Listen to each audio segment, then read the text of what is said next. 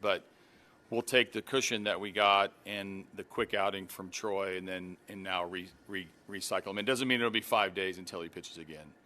But once I did get him all the way hot to come in for the next hitter, given that he's not a standard reliever, I was going to use an inning, and that's why he pitched.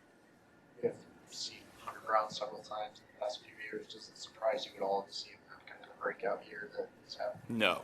I mean, no. There is not too many hitters racing to the batter's box today on either side, and Hunter's a part of that because he's just got so many different things he can attack you with as a pitcher, man. He can beat you with velocity, he can beat you with off speed, he can beat you with just sort of a relentless competitiveness, like all the things and characteristics that the really good ones have. So we've watched him emerge from,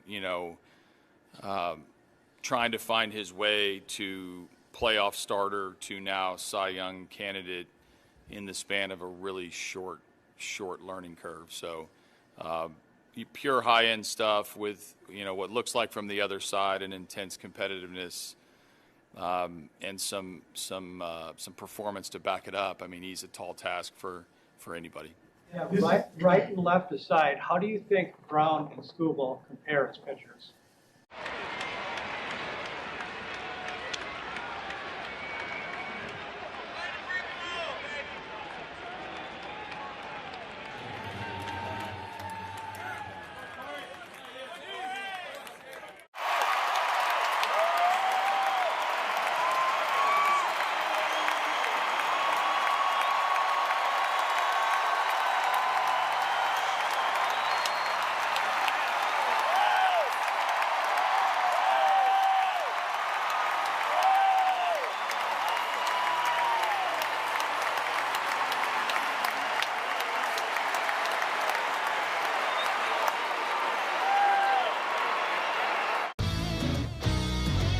Oppo Taco.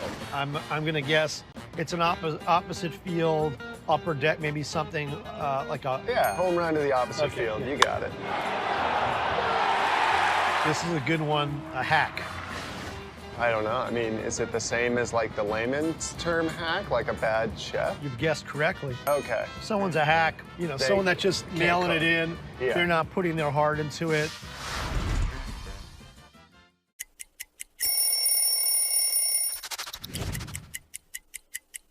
There's so much history right here. And when I put it on and it's so light, it just feels just right. It feels just right. I mean, look at this. It got the city on it. When I was 7 years old, my uncle takes me where? To Shea Stadium. Darryl Strawberry hits a home run and I become a fan for life. Gotta get yourself ready. Yes, there are hugs and then there's that. Now, what is that? What is the purpose of that? It's an anemometer. It measures wind speed. So that's a good, but it looks like a fidget spinner. Meanwhile, on the Cove, it just looks like too much fun. It was so routine, he took his eye off. You got to come up with this play. You got to. You're right there. You had two hands. He looked it in. Oh.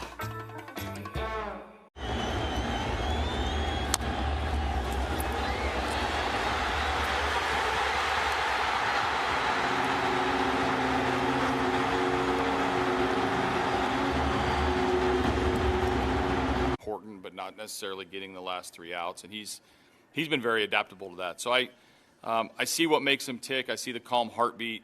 Why he's been comfortable pitching at the back end of games, and he's been awesome in the clubhouse. He's a fun guy to see every day, and super even keeled and consistent personality. And you don't really get that feel for a player when he's not in your clubhouse, but you get a pretty good first impression from Kyle on the type of guy and the type of vibe that he brings to the club.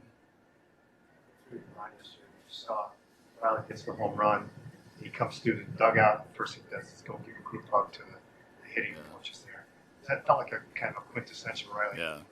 Yeah. I think it's also quintessential. How much our guys care about our hitting group. This is a tireless hitting department. And it's fun when you see it, you know, in the pregame, what they're going to try to do, the game plan meeting that we have, then we go implement it in the game, and then we have the breakout performance as a team, but even Riley with what he was doing. So there's so much respect amongst the players for our coaches, and I didn't see it till after the game. It was pointed out to me that they had that little moment. It's pretty cool. I mean, that's a fun gesture of appreciation for countless hours that you know, these guys spend with one another in the cage and trying to figure it out. We all know how the last, you know, month or so has gone for Greeny, and comes full circle when he can smile with them. Tigers manager A.J. Hint, stay with us. We'll go around the league with Jeff Rieger next on the Detroit Tigers Radio Network. At Comerica Bank, we're creating opportunity for small businesses to make it big. Big like hearing your small business featured in a radio ad for free, or getting free sports tickets to entertain a client. Comerica Bank brings big perks like these and more to every small business customer. To learn how opportunity happens here, visit comerica.com/prosper. Member FDIC Equal Opportunity Lender. Offers available to Comerica small business customers only. Terms apply. We know what you love. You love baseball. You love the Detroit Tigers. You love spending a day at Comerica Park. We also know what you don't love, standing in line. So we made a VIP entrance, so you could do more of the things you love and less of the things you don't. All you have to do is bank with Comerica. With your Comerica Bank card, you'll feel like a VIP the moment you walk in, just like you do at our bank. Learn more at comerica.com/yourpark. Comerica Bank. Raise your expectations. Member FDIC. No matter what your sport, you win with energy efficiency tips from DTE. DTE's online interactive home can help you find tools, tips, and programs to lower your energy bill. Our Insight app gives you real-time information to make changes to reduce your usage. And our rebates put real money back into your pocket. So check out dteenergy.com/home and you'll score! Savings, that is. DTE.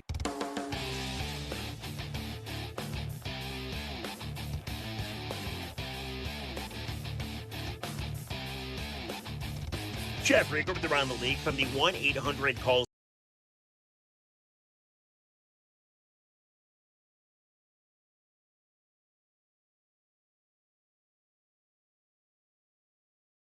In real time, just sort of elevating his own expectations. Seemed like a shoo-in that Chicago would win the division and head to the postseason. But then, all of a sudden, the happiness went away in Wrigleyville. As Chicago proceeded to win just 25 of their next 50, not bad at all.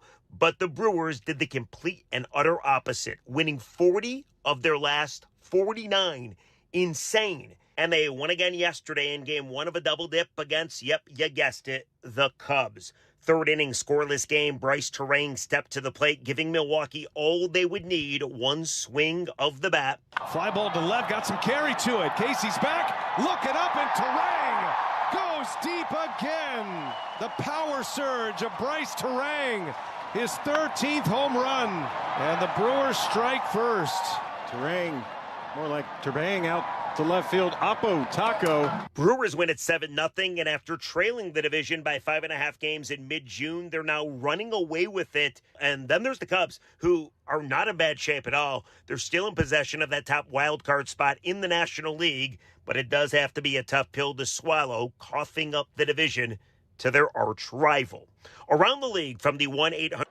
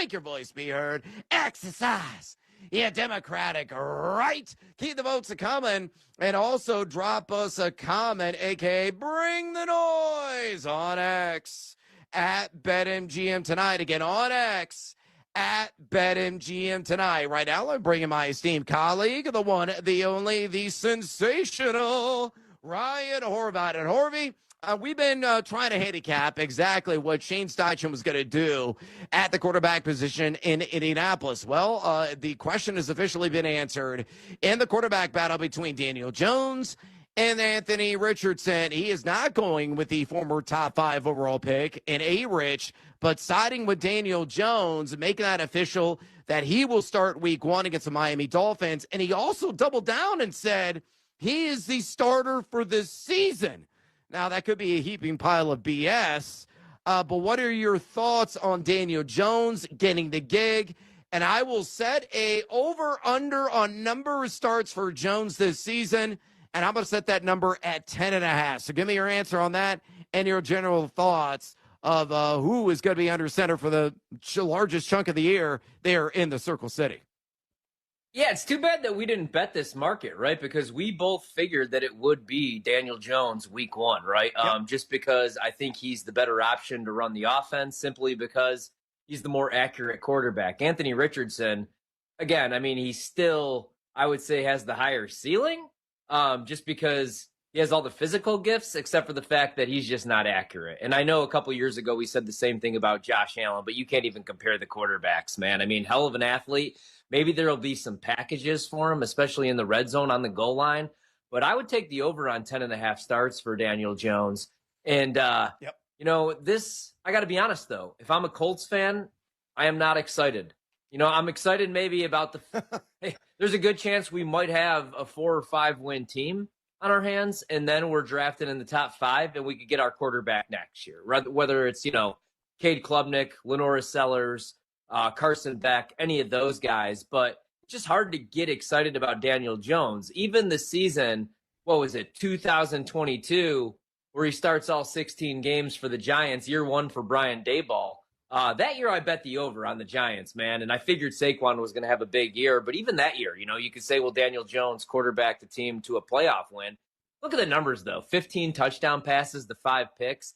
He was the definition of a game manager. Now, that said, if you're talking fantasy purposes, that season, plays all 16 games, you know, rushes for 708 yards. He is going to use his legs a little bit. And I think this is a good thing for Michael Pittman Jr., for Josh Downs, and especially for Tyler Warren, because I don't know if I trust Daniel Jones throwing deep balls or outside the numbers, but I think Tyler Warren, man, I was joking. I don't know if I'm joking anymore. I think he could have 150 targets this season his rookie year. So I think this is best case for fantasy purposes for all those skill position players. But if you're a Colts fan, man, hard to get excited, and there's a good chance they have one of the worst records in the league, or they're one of the worst teams in the league. By the way, Tyler Warren's over under right now in receiving yards at BetMGM, just still 525.5. And let's go ahead and get our little friend out. Daddy want, Daddy need, Daddy gotta have it. Let's go, Brando! Yeah. Woo! Yeah, this is the best case scenario for all the pass catchers you mentioned. The one thing that people overlook about Daniel Jones, they're like, oh, yeah, he sucks. I remember from the New York Giants how much of a trainer he was. But statistically, he wasn't too shabby last year. He was number 10 in adjusted completion percentage. Anthony Richardson was number 45. He was dead last, rock bottom among qualifying passers. So Jones ain't too shabby, to say the least. He was also number 17 in catchable target rate, and he had a 50% flat red zone completion percentage. So, yeah, I think it was the right move, the best move. And Anthony Richardson's days, I think, are numbered in Indianapolis. Shane Steichen even said, quote, it's hard to say, end quote, what the future holds for Richardson as a member of the Indianapolis Colts. But again, Daniel Jones going to be your starter henceforth for the Colts this season. That's music to the ears, especially those who are investing in the services of one Tyler Warren. All right, let's go ahead and get after with our cards this evening. These are top 3 plays in the world of sports betting. Numero uno on your card. Please share me, amigo. All right, so Major League Baseball, we have 3 bets coming up a little bit later on, but they don't start until later, and I'm betting the Cubs because I'm a lunatic. Bet them earlier, so a good start to the day. But you know what? I'm going to do a different theme every single night because we're 3 days away from the college football season. So I'm going to do my favorite bets for each conference. Let's go back to the SEC. I've talked about this one a couple times, but I need this, man, because everybody's fading LSU. Nobody believes.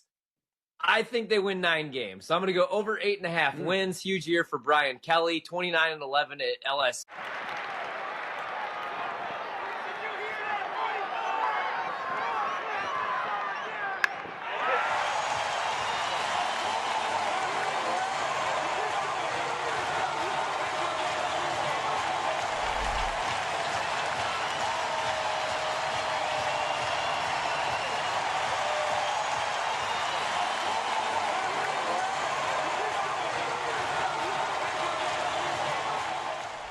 I believe this one's it's a rookie card, I know, but I feel like it's the first card that I ever, big league card. Obviously, as a kid, trying to get to the big leagues, the dream of making it, but as a kid that had cards, right, as a kid, this is like seeing your card the first time is pretty cool. So that's pretty powerful when you see that card.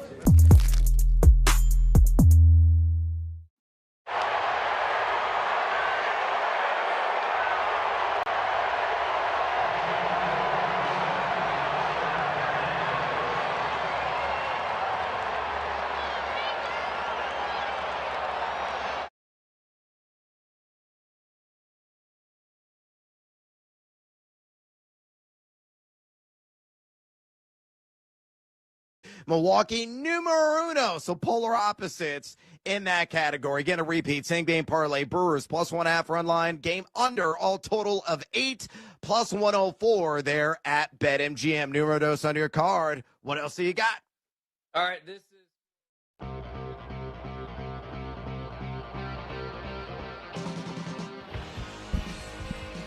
Skies are clearing, light breeze blowing. We're getting ready for some baseball, Mr. Dirks. That we are, and it's going to be an exciting baseball. This isn't just any baseball game, Dan. This is going to be a pitching duel the way it's written by the rosters. Tarik Skubal leading his team onto the field, jumps over that third base line, making his 25th start of the year. It's really remarkable. Hunter Brown on the other side, the Wayne State University graduate and also a Detroit native, grew up in St. Clair Shores. Looking at Tarik Skubal's numbers this year, Andy, and you look at last year when he was the unanimous Cy Young Award winner, and across the board, they're nearly identical in any significant category that you want to look at, whether it's hits allowed, batting average against OPS, against ERA. Walks are still microscopically low with the power arm and the high strikeout rate. It's incredible the consistency we have seen from last year into this. And it shows his work ethic and his continuing pursuit to get better. If you're not trying to get better, you actually get worse, Dan. So it's that continual process of how do I just continue to slowly get better, evolve a little bit at a time? Because hitters are making adjustments to him as much as he's making adjustments to hitters. Like how his teammates, coaches talk about him. It's just the competitive nature of Tarik Skubal. Somebody said it's like he's unbreakable. He's not going to give an inch in any at-bat. And if somebody beats him, he just turns and maybe laughs and then gets right back to it. And that's the thing that stands out, that competitive nature and the emotion that he pitches with, but he channels that emotion. I think, when he talked about it earlier, he said, if I do what I'm supposed to do a large portion of the time, it's going to work out in my favor way more than it's not. Yeah. So when he does give up a hit, he always defaults to, hey, as long as I continue to pound the strike zone, like the numbers show that if I continue to do that, I'm going to come out on top in a big way. Jeremy Pena will lead off for the Houston Astros. Very aggressive Astros team. Tarik Skubal likes it when he gets teams into swing mode. First pitch of the game is a fastball up and in at 97 for a called strike one. And we are underway here at Comerica Park in downtown Detroit. So glad to have you along for the second game of this 3-game series. Tigers 10-0 winners yesterday. Slider doesn't quite reach the back door. First pitch is brought to you by McLaren Health, the official healthcare system of the Detroit Tigers. Skubal works toward the third base side of the rubber, the big leg swing, and then the delivery, the fastball up and away at 98. Really, for one of the first times this year, last time out, had to grind his way, but he ended up going 7 innings, but grind his way through that start, swing and a miss. 98 at the belt. Pena couldn't find it. 2 balls, 2 strikes. Gave up 3 runs in the third to the Twins. Everything was just a little off. He gave up a home run to a lefty. Yeah. Edouard Julien, we couldn't figure out what was going on. 53 pitches through 3, and then he went 7. The 2-2. Up and away. Changeup misses. Jeremy Pena will not walk unless you're just way out of the strike zone. Pretty good chance Tarik Skubal with his strike throwing will induce a swing from this righty. The 3-2 up and away. Did not. He missed badly with 2 changeups. Jeremy Pena draws a rare leadoff walk against Tarik Skubal. Yeah, that's a little bit of what we saw last outing at times. That command was just a little bit off. He elected to go back to the changeup there, 3-2, instead of trying to throw the heat. He wants to find a feel for that pitch quickly. Brings up Carlos Correa. First pitch, fastball up and away. So even though he missed big, he knows he has to have that pitch. Yeah, you still got to throw it. Because your gut says, 3-2. Pena's a good fastball hitter, but you don't want to walk a leadoff guy. But he knows he's going to need that pitch. Lots of batters with some experience and some track record against Skubal. Fastball middle at 96, fouled out of play. Carlos Correa has given this Astros lineup quite a boost. But this is a lineup that clearly misses Jordan Alvarez. They've been streaky this year, and right now they're in a bit of a funk over the last couple of weeks, and especially the last week. They've been shut out 3 of their last 4. Ground ball softly to third. McKinstry to Torres. They will not double up Carlos Correa. Just hit 2 softly. It's a simple 5-4 put out of Pena at second base.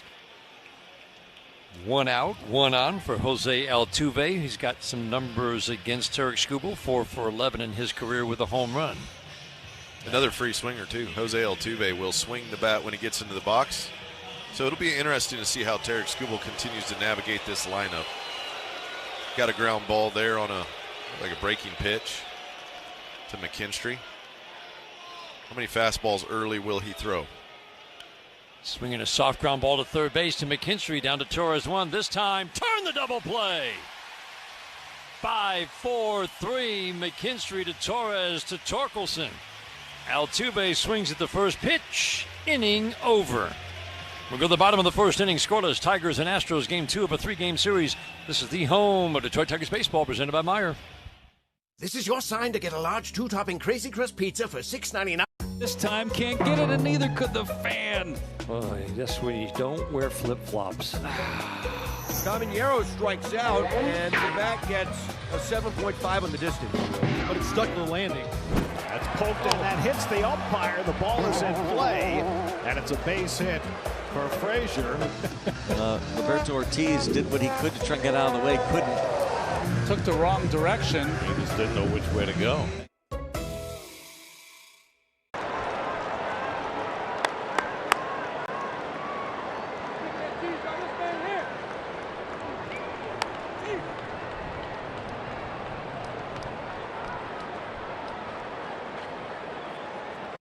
I'm Jonathan Mayo, and for more than 20 years, I've traced the path of baseball's rising stars, navigating the back roads of the national pastime and basking in the glow of small-town America's spirit, where the team is woven into the fabric of everyday life, where it's more than just a game.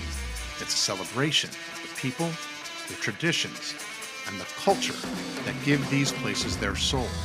This is Grassroots.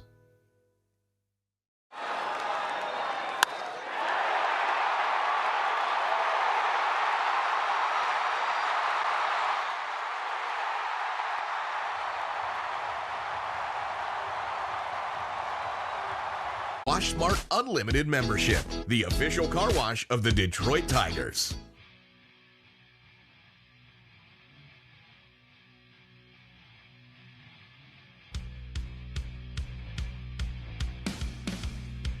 Our first inning today is brought to you by Rocket Mortgage. Own the dream.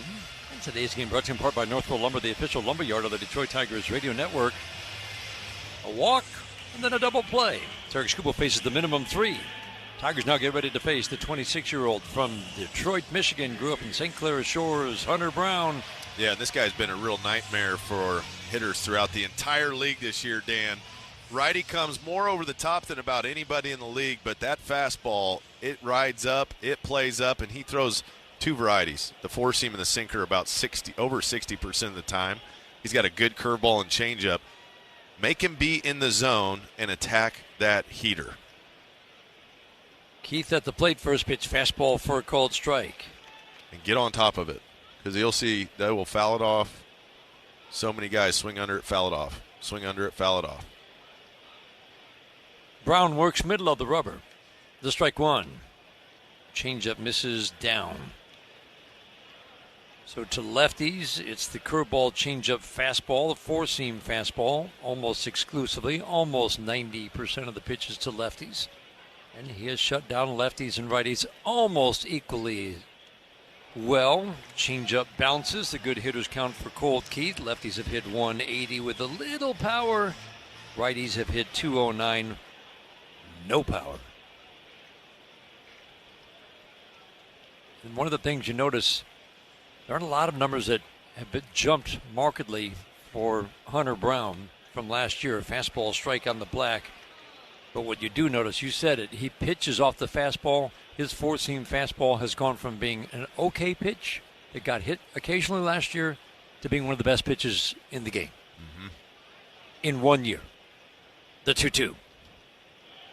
Check swing. Did he go? He did not. Diaz, the catcher, trying to sell it. Cole Keith checked in time. Yeah, I think the Tigers are probably going to want to make him work quite a little bit because he's not a premium strike thrower as good as his stuff is. If you start chasing out of the zone with him, you're gone. Yep. But if you can zone him up and make him throw strikes, you got a decent chance to get some base runners on him. 3-2, fouled out of play. That's a pitch that Colt Keith couldn't lay off. A changeup up would have been ball 4, but it had to look pretty good to him. Yeah, and you don't know how far it's coming down. You kind of see it out of the hand, and it comes down a little more. It's a strike. So fouls it off. This will be the 7th pitch of the at-bat. Fastball got him.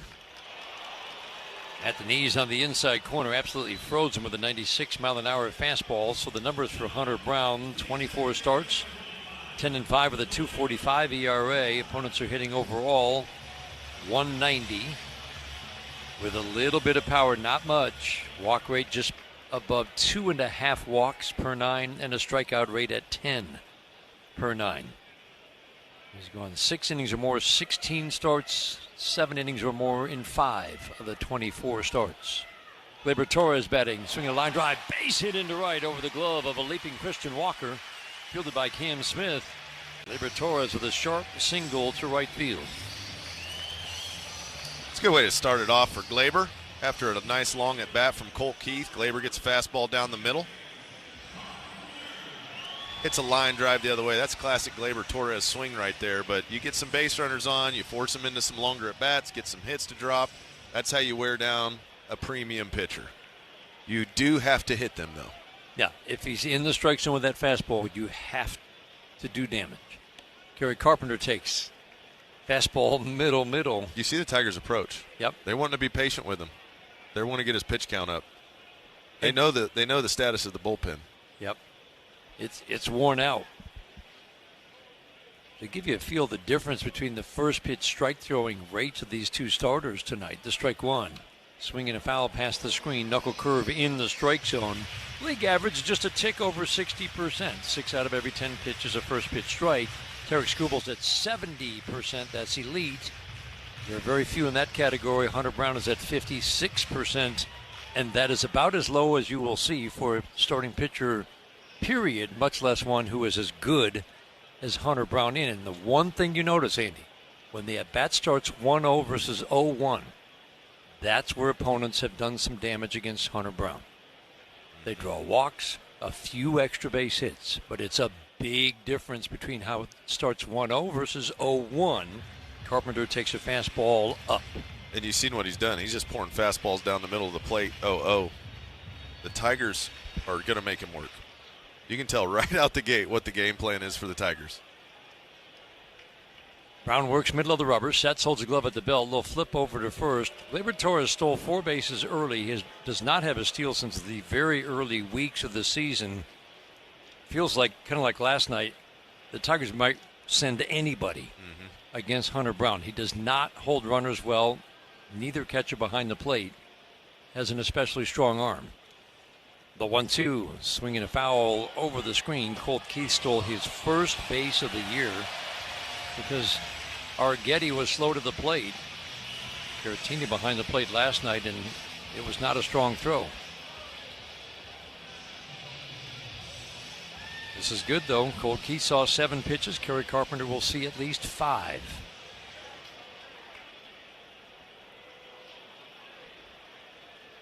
Kerry taking his time before he digs back in. Brown has a knack for getting a ground ball with men on base, double plays, a lot of double plays turned behind him. Torres takes off, ground ball fared, hits the first base on a hop, fielded by Walker. He goes to the bag, tags it, so putting Torres in motion was big. He's at second base with 2 outs for Riley Green. Man, it sure looked like he fielded that ball. Foul. Foul. It looked foul. They hit the chalk line on the way out. Remember, it's not where your feet are for your first baseman. It's where the ball is. Yeah, his feet were inside the line like a receiver trying to catch a pass downfield. But, man, it looked like he fielded that foul. Riley Green takes fastball up and away. But probably expect to see that anytime the Tigers have a base runner on. Yeah, either in motion or stealing. Base hit there. This is how you're going to have to score runs against Hunter Brown. Base hit here could give the Tigers the early lead. Riley Green takes a pitch up and away. 1 for 4 with a home run last night. Comes in hitting .265, sitting on 29 home runs, 92 runs batted in. Starting to show a little more plate discipline in recent games. Timing play, throw to second base. Gleyber Torres back easily. Jeremy Pena, the shortstop, jumps in behind him. Astros in their road gray uniform pants tonight. Blue piping down the pant legs. The orange jerseys tonight, not that they're trying to change things up by a different jersey. Teams don't ever do that. Block lettering Astros across the front in blue outlined in white. 2-0 fastball up. You can already see a little bit of that patience, a little bit of battling at the plate.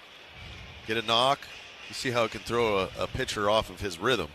You want to see him frustrated. I always liked it. When that pitcher starts getting frustrated, he's liable to throw you a pitch that you can really drive. Green waiting on a 3-0 on the way. Whoa, high and tight. He tried to get a little extra on that one, and that was head high. Had Riley spinning out of that left-handed batter's box. Couple of men on now for Spencer Torkelson. Make that pitcher get a little sweat on the brow, Dan. You get guys working, you get them out of the stretch in the first inning. Try to find the zone now. Gleyber Torres kind of showing the way. First pitch fastball, drilled it to right. See what Spencer can do right here. First pitch to Torkelson. Curveball low and away. Carlos Torres is our home plate umpire today. Charlie Ramos at first. Alfonso Marquez at second base. Lance Barrett is at third. Marquez is the crew chief, the second base umpire. Brown checks Torres at second. The 1-0. Cutter, middle of the plate. Hasn't thrown many of those. I would imagine Hunter Brown's got some excitement, too. Coming pitching. Got a few hundred people in the stands tonight. He's a little extra juiced up. 1-1, up and in. Wayne State was the only program that offered him a scholarship, a Division II program. He jumped at it, and he thrived there, and he became, well, certainly the beginnings of the pitcher that he is now started at Wayne State. The 2-1. Fastball high, 3-1. He's not getting squeezed. These are pretty big misses. Certainly they were to Riley Green. And already the pitch count at 21. Single and a walk. Tigers putting some pressure on Hunter Brown in the first. Torkelson waiting on a 3-1. on the way. Ground ball to third base. Nice big hop for Carlos Correa. The over-the-top delivery to Walker at first. Torkelson grounds out. Tigers threaten, put some pressure on Hunter Brown, but do not score. We go to the second inning, scoreless. Second of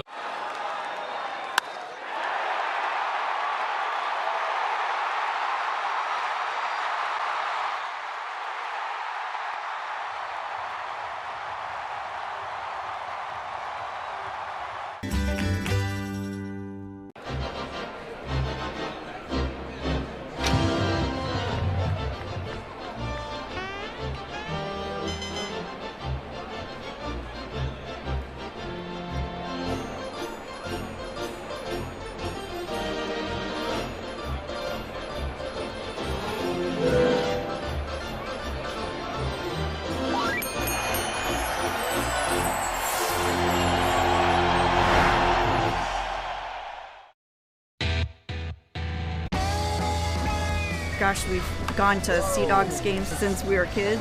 I've been coming to see the Sea Dogs for the last 30 years. Great experience. In lottery, try the new Tigers Instant Game Pull tab and 2 online games. Injury report is brought to you by McLaren Health, the official healthcare system of the Detroit Tigers. Injury updates, Jose Urquidy. Keep an eye on that name.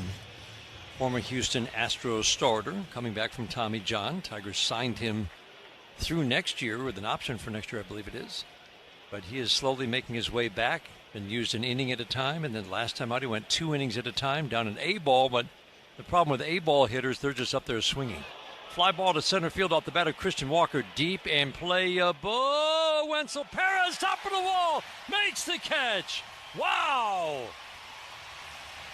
He was tracking it. You could see he had a bead on it, but the question was, would he run out of room? And he almost did, but he hauled it in at the top of the fence. Timed it up perfect with a jump. It would have hit the yellow line on the top of the wall where the ball came down. Wenzel goes up and gets it. Could have been a home run, Dan. I mean, this is right there on that edge of home run, and he caught it right as he's colliding with the wall. Dead center field, 412 sign. Wow. It's just a long out one. Tarik Skubal clapping his hands for his teammate. I mean, that's just a fine, fine play. Strike one pitch. Sinker misses low and in. Yainer Diaz at the plate.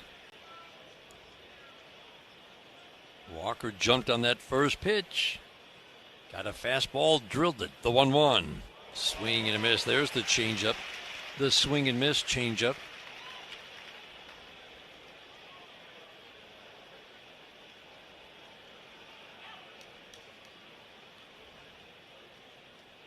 The 1-2. Changeup misses up and away. He's a little high on arm side miss with the changeup at times. Yep. But he's going to keep throwing it because he's got to find a groove with it. That's one of his best pitches. One of the best pitches in the game. The 2-2, swinging a slicing drive foul down the right field line. Wow. That was a little closer than I thought it would be. Almost home run distance. 10 feet to the right of the foul pole. Diaz digs in, hitting .250. He and Caratini sharing the catching duties. He was the DH last night. The 2-2. Ground ball chopped, fouled on the third base line. His production has dropped, as we talked about last night. He does have 17 home runs this year, but he was a really good hitter first year, and the production has dropped. He's just not hitting righties. All of his production this year has been against lefties. Another one of the many very aggressive hitters in this lineup. The 2-2. Swing and a miss. Perfect guy for the changeup. Yeah, when a guy starts hitting a fastball, he's getting the bat head to the heater. Always good to mix it up. Hits him with the old combio down and away, and that's the location down and away that Tarik Skubal's been searching for so far this outing. He's been missing up and away to righties, and this one he puts perfect. Down and away. Gets a swing and miss.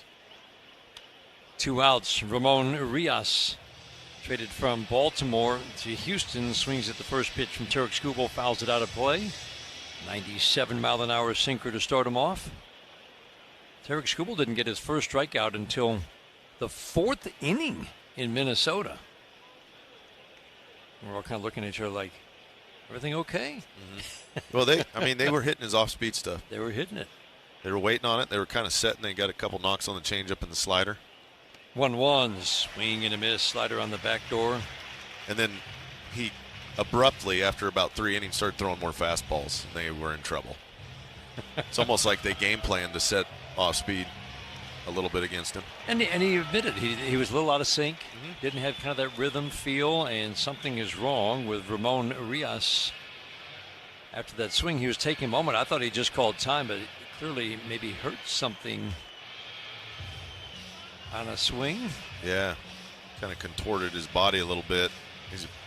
Looks like his back is stiff and tight. He's kind of putting his hand up behind his back.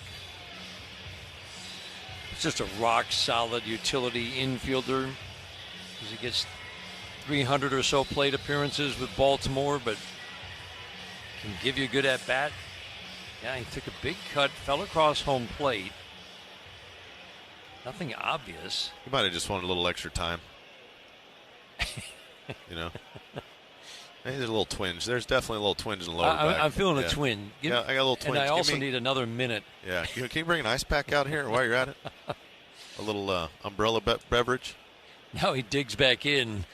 The 1-2. Fastball up and in. Tarik's like, you're really going to take that much time here? Up and in is what Tarik Skubal wants to establish. First pitch of the game was up and in to Jeremy Pena. For a called strike one. That was 99, up and a little off the plate. The 2-2. Swing and a miss. No, he's starting to dial in the changeup.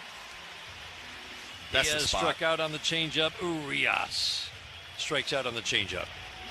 That's the spot right there, Dan. Down and away. Tarik Skubal continues to do that. It's going to be a good day for the Tigers.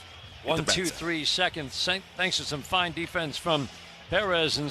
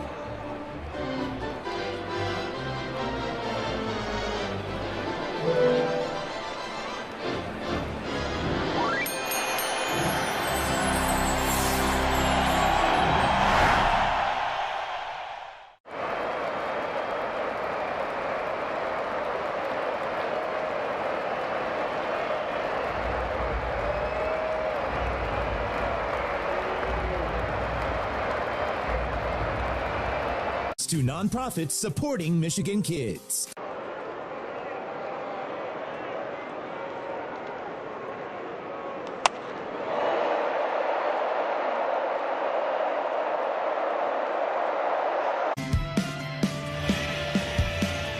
So Perez digs in, second inning, no score. Tigers and Astros. McKinstry, Dingler to follow. Time for dollars on deck.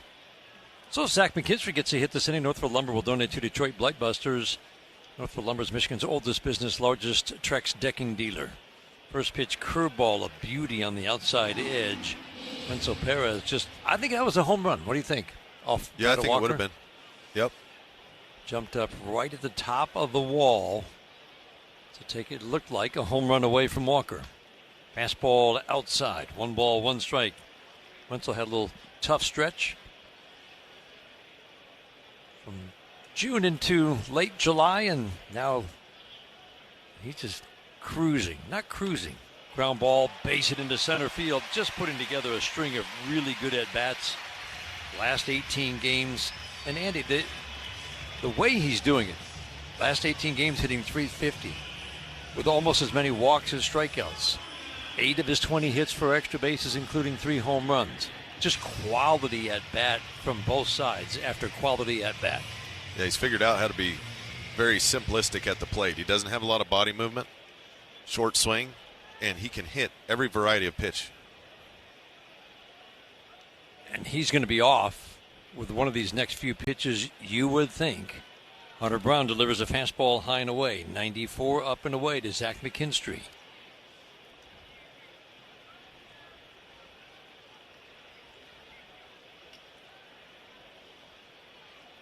The 1-0 fastball up and away, big misses. Yeah, his changeup has been pretty much non-existent as far as effective. It's been way down or way up. He hasn't really thrown any changeups that kind of start middle down and get a swing and miss or soft ground ball yet. The 2-0 fastball at the belt at 93. His average fastball's up almost a full mile an hour from last year, a tick under 97 miles an hour. Perez edges off of first. There he goes. Pitch, fastball high, throw to second, got him. Fastball up, Diaz strong throw. Tigers will not challenge. Yeah, that's about as the worst pitch you could run on minus a pitch out. Yep. It was a fastball up and away to Zach McKinstry, which kind of acts like a pitch out. Because that way, you know, Diaz can get up out of his stance very quickly as he's catching the ball and make a really strong throw down to second. 3-1, the count on McKinstry. 3-1 pitch, fastball middle. And don't see Zach McKinstry swing and miss there very often. Strength this year has been hitting the fastball.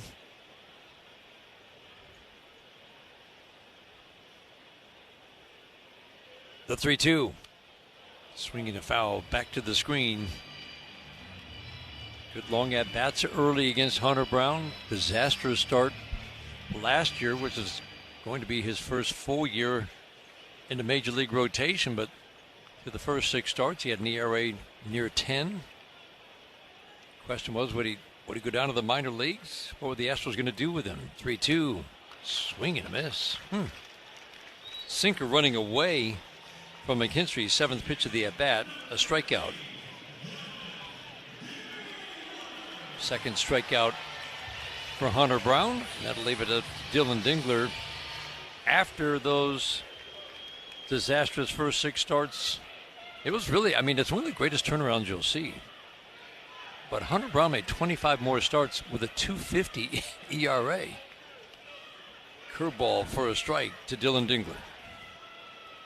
Yeah, he started trusting that fastball a little bit. And, you know, you talk about, like, AJ talks about throwing the fastball with conviction. And he throws it with conviction. Like, he's coming downhill at you, over the top presentation. Curveball on the outside edge. It's a knuckle curve for Hunter Brown. Gets that ball out in front of his body at release, which gives it a lot of spin, and it just plays up. About time you try to catch up with that, he's got the off-speed pitches to go with it. 0-2, soft little tap foul on the ground behind home plate. And a lot of his confidence. It's amazing what a little bit of confidence will do for a guy. Once they start rolling, you can see him on the mound, like very calm, mild-mannered. Yep. He had traffic on the bases early. Didn't look like it affected him at all. Even missed some pitches.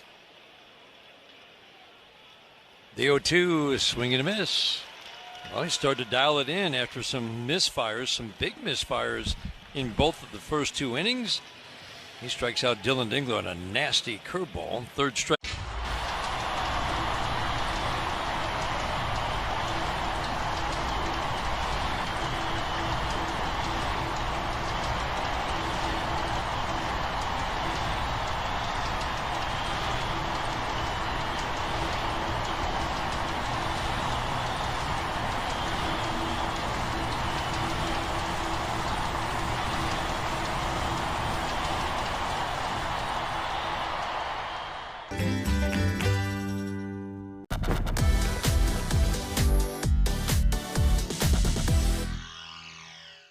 too stylish to have superstitions. Zero. I can't do it. Too many collared cleats, too many gloves, too many wedding gloves, too many bats. I do put on my right glove first, then the left, then the thumb guard, then I put on my leg guard, my elbow guard. Anything you put on first? Nah, not really. Nothing? Nah. I like to say I'm not superstitious, but a little stitious.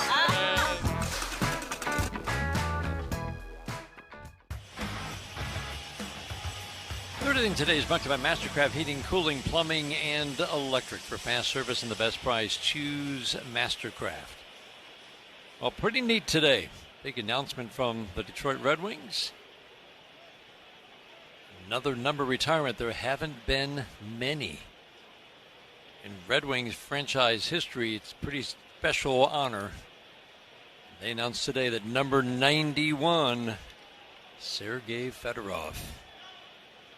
18 years in the NHL, 13 with the Red Wings. Number 91 is going to be retired, just the 9th number retired in Red Wings history. That's pretty neat. We had the pleasure, Steve Courtney, Tom Mazaway, and I did a lot of pregame, postgame in those glory years of the Red Wings in the 90s. And we got to see the Russian Five play together at the inception. And Sergei Fedorov was some kind of special. 56 goals in the 93-94 season. Soft ground ball foul, 483 in his career. But man, he was something to watch. The fluidity with which he played the game was special. So number 91 retired, and the special ceremony will be in January. At Little Caesars Arena, swinging a pop-up on a 1-2, Mauricio Dubon pops out to Zach McKinstry for the first out here in the third.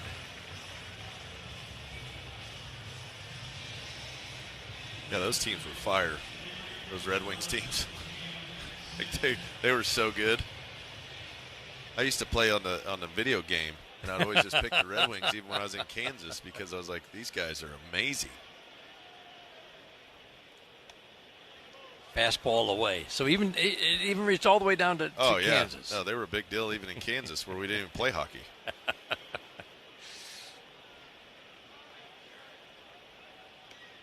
Fedorov, Fetisov, Konstantinov, Kozlov, and Larionov. I was trying to remember all five.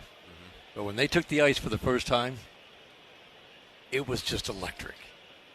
The whole crowd of Joe Louis knew what was going on. Ground ball softly to short. Big waist-high bounce for Sweeney. Throw almost pulled Torque. But he reaches to his right, makes a nice play. Cam Smith bounces out. 2 up, 2 down. Scotty Bowman knew what he was doing. Putting together squads. There would be times it was like they were playing keep away. Yeah. 5 on 5. Just toying with the other team a little bit. The way they moved the puck. It was something to watch. So pretty neat. Number 91 retired officially in January, but officially today. Changeup misses up and away. Chaz McCormick at the plate. We're scoreless in the top of the third inning. Today's game brought to you in part by Meyer, an official partner of the Detroit Tigers. Skubal works toward the third base side. The 1-0. Swing and a miss. Oh, he's got it dialed in. Changeup starting to dart down and away. Missed up a couple early. You made the point right away. Even when you walk Pena on consecutive changeups that were up, has to keep throwing it, has to have that pitch, and now he's dialed it in. McCormick upright, close stance, the 1-1. Fastball 97 away. McCormick, good outfielder, just doesn't hit a whole lot. Digs in, hitting .227 in limited playing time this year. 2-1, swing and a miss, and that's really what you think of when you have a power arm against some power. Yeah, right at him. 97, bearing down on the inside half. I mean, he was late. The 2-2 went to the changeup. Throwing it a lot. But again, a very aggressive Astros team. Offense that's desperately trying to get going. They've been shut out 3 of their last 4 games. The 3-2. Swinging a foul. He got a piece of the 98 and fouled it off. Yeah, that's kind of what, he puts himself in a position to go back to 3-2 when he misses with the changeup, kind of a ball out of hand, and wants to go heater at him. McCormick knows he's probably going heater. Skubal stands at a slight angle to the home plate. Quick step back with the right foot. The leg swing, the drive, fouled out of play. 97 powered him in. He's number 9 hitters. Last 3 series have been trouble for Tiger pitchers. They've had force fields around him at times. And this is one, do you go change up and speed his bat up? Right. See if they stick with the power. 3-2. He walked him. Skubal's going to need a minute. He's taking a lap around the mound. That's frustrating for him to walk the 9-hole hitter. But credit to McCormick. He fouled off. He fouled off too. He fouled off 97. Brings up Jeremy Pena. His brief history against Skubal. 3 for 7 with a home run. Walked his first time up. Guy who does not walk, but that's when Tarik was still trying to find the changeup. Several hitters in this lineup with a home run in their career at bats against Skubal. Altuve, Pena, and surprisingly Dubon. First pitch, slider down, swing and a miss. Hasn't used that pitch a whole lot tonight. But he is, you can definitely see using changeup, slider a lot on first pitches. Good way to attack an aggressive lineup. The strike 1, fastball. Just off the plate and in. You could call that a strike. I don't think anybody'd be mad. No. Anybody in an old English D. Pena hands tight to the right shoulder as he cocks the bat over, waiting, swings and misses, changeup down and in.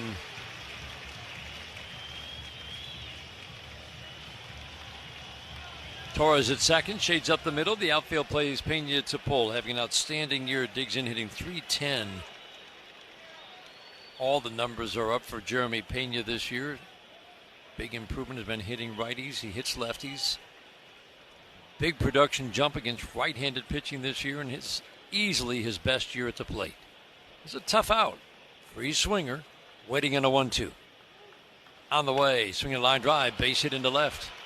Fielded on 2 skips by Riley Green. He'll get the ball into Sweeney. McCormick stops at second base, so a couple men on with 2 outs here in the third of a scoreless game, and that'll bring up Carlos Correa. Hey, see, they're just not conceding on fastball. They're sticking with the fastball gameplay, and he threw one there with a 2-strike count, and Pena was right on time. But it shows you, this team, they're looking to hunt fastballs. Yep. Other teams try hitting the off speed. Houston's clearly trying to attack the fastball, and Skubal and Dingler know it. Correa 1 for 14 in his career against Skubal. Takes a first pitch changeup, strike 1. Soft ground ball to third off the changeup his first time up. McCormick at second. Torres kind of keeping an eye on him. He's shaded right up the middle. Torkelson way off the line at first, the strike 1. Fastball low and away. 97 misses by a couple of ball widths outside. Correa's been on fire since going to Houston. Hit over 340 with the Astros since the trade deadline. Coming back to Houston from Minnesota. The 1-1. Fastball perfect. I mean perfect. 96 at the knees, outer third. You would think the changeup right off that? You would think. Yeah, try to get some swing and miss. Why even let him try to put it in play?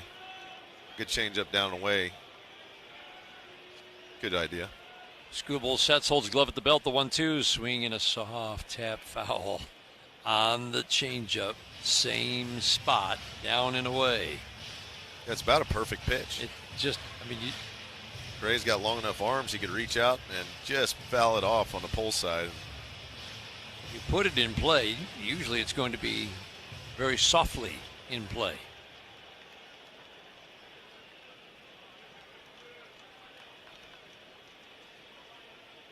Spreads out in that right-handed batter's box, tucks that left shoulder in. Cocks bat high with the right, the 1-2. 98. I mean, he is missing by about a donkey hair right there on the inside corner. I mean, you could stick a gnat in there maybe. These are like, what, half inch, quarter inch? Yep. Misses on the inside corner. Pitch count beginning to climb for Skubal at 48 here in the third. We're scoreless. The 2-2 swinging a foul to the screen. Fastball away. Some tough at-bats. Chas McCormick fouled off a couple of two-strike fastballs. Pena singled on the fastball. When you just go elevated fastball, that's one thing he hasn't quite been throwing as much in two-strike counts. That thing up there, let it eat. He just hit one over into his own dugout. You know what I mean? He's late. He's thinking changeup. That's why he fouled that one off. Yep. Skubal, glove of the year, gets the pitch com call from Dingler. Another 2-2 pitch on the way. Got him! Fastball 99. Busted him in. Correa knew it. Third strikeout for Skubal ends the third. Astros make him work, but 99 gets Correa.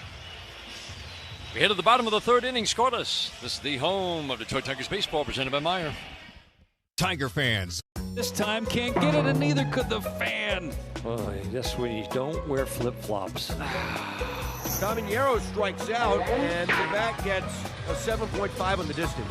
But it's stuck to the landing. That's poked and that hits the umpire. The ball is in play, and it's a base hit for Frazier. Roberto Ortiz did what he could to try and get out of the way, couldn't. Took the wrong direction. He just didn't know which way to go.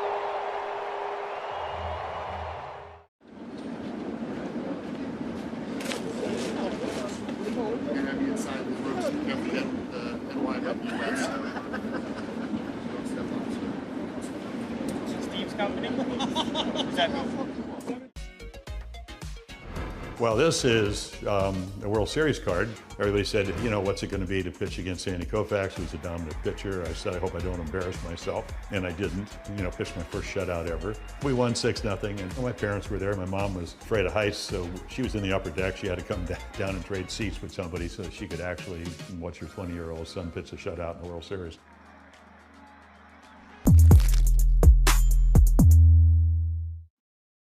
In the first two innings, but that was a little scary how he finished the second.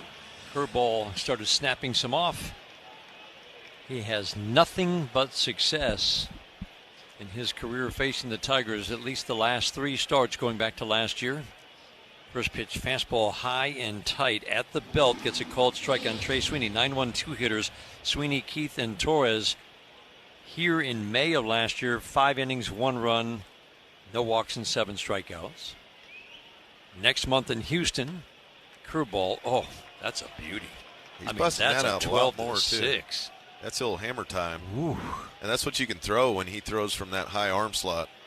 It's that good high noon to 6 o'clock bite to it. Wow. The 0-2, fastball off of it, low and away. 7 innings in his second start against the Tigers during the regular season last year. No runs, no walks, 9 strikeouts. So in his 2 regular season starts, 1 run, no walks, and 16 strikeouts in 12 innings. Fastball in, got him, should have, my goodness. Well, that's a fastball on the inside corner there. Trey Sweeney will take it, raises his hands up. Sometimes you play it off just good enough as a hitter. Act like, no, that's way inside. That's way in. perfectly in the strike zone. 2-2 is swinging a line drive, base hit into left. Trey Sweeney got a break on the 1-2 call, and I mean a break. And then he gets the curveball and singles sharply to left. Well, maybe it's a sign that things are going to go Trey Sweeney's way a little bit more than they have been. Starting to put together some good swings, Andy. He is, and he's had some bad luck. You know, some balls he's hit hard that have been in the gloves. But waits on that 12-6 bender and does a nice job to see it up, drive it to left field. Colt Keith, first pitch changeup running away from him. He chased a little bit, swings and misses. That pitch was well out of the strike zone by the time it reached the glove of the catcher, Yainer Diaz. Colt Keith just very quietly, steady, putting together one heck of a great stretch. Fastball up and away. We have not seen him do that in the same at-bat maybe all year. 2 big chases, 0-2. Yeah, he's wanting to be ultra aggressive here, trying to do damage. Trying to change the scoreboard with a swing. Now he's going to take time. He's found himself in an 0-2 count. This is where you just got to lock back in. Battle up. Your at-bat's not over yet. Upright, relaxed stance, hands tight to the left shoulder as he cocks the bat over it. The 0-2, soft little tap foul. He got a piece of that changeup. So changeup away, fastball up, changeup away. Struck out first time up in a 7-pitch battle. 3 strikeouts for Hunter Brown. Doesn't like the ball that he has. Going to throw it out of play. Home plate umpire Carlos Torres needs to get a new batch. Over the last 2 months, after being kind of a quiet start for Colt Keith, he's hit 300. This goes back 160 at bats. Sweeney edges off of first. Doesn't look like he's going. Swinging a pop-up, slicing foul, and safely out of play. Keith will see at least 5 pitches in this trip to the plate. But Andy, 160 at bats where he's hit 300. 7 home runs, 9 doubles, great consistency. Yeah, I felt like he unlocked a little something. Remember that Colorado series in Colorado? Yep. He started pulling the ball on the barrel, getting it up in the air on the pull side a little bit. And he said everything felt like it slowed down during that series. Little flip over to first, and he really had been searching early in the year. Yeah, and he was trying to find his rhythm, find his groove. But in that series, I talked to him a little bit. He said the ball, it feels like everything's slowed down. And that's when he knows he's in the zone.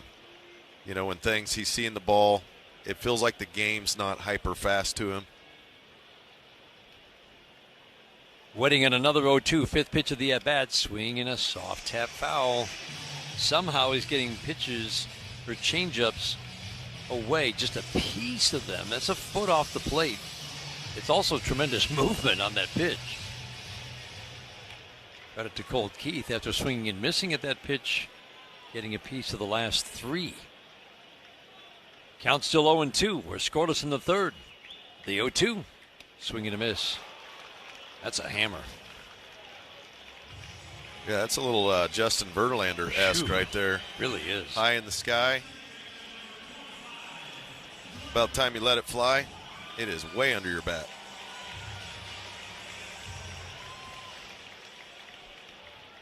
Curveball got a strikeout last inning. That was the Dingler strikeout. Fastball got McKinstry. Gleyber Torres saw 1 pitch, singled to right field, knuckle curve. It's becoming a weapon. Snaps it off for a called strike 1. He loves to steal a strike with that, doesn't he? He does. It's like four hitters. A weapon.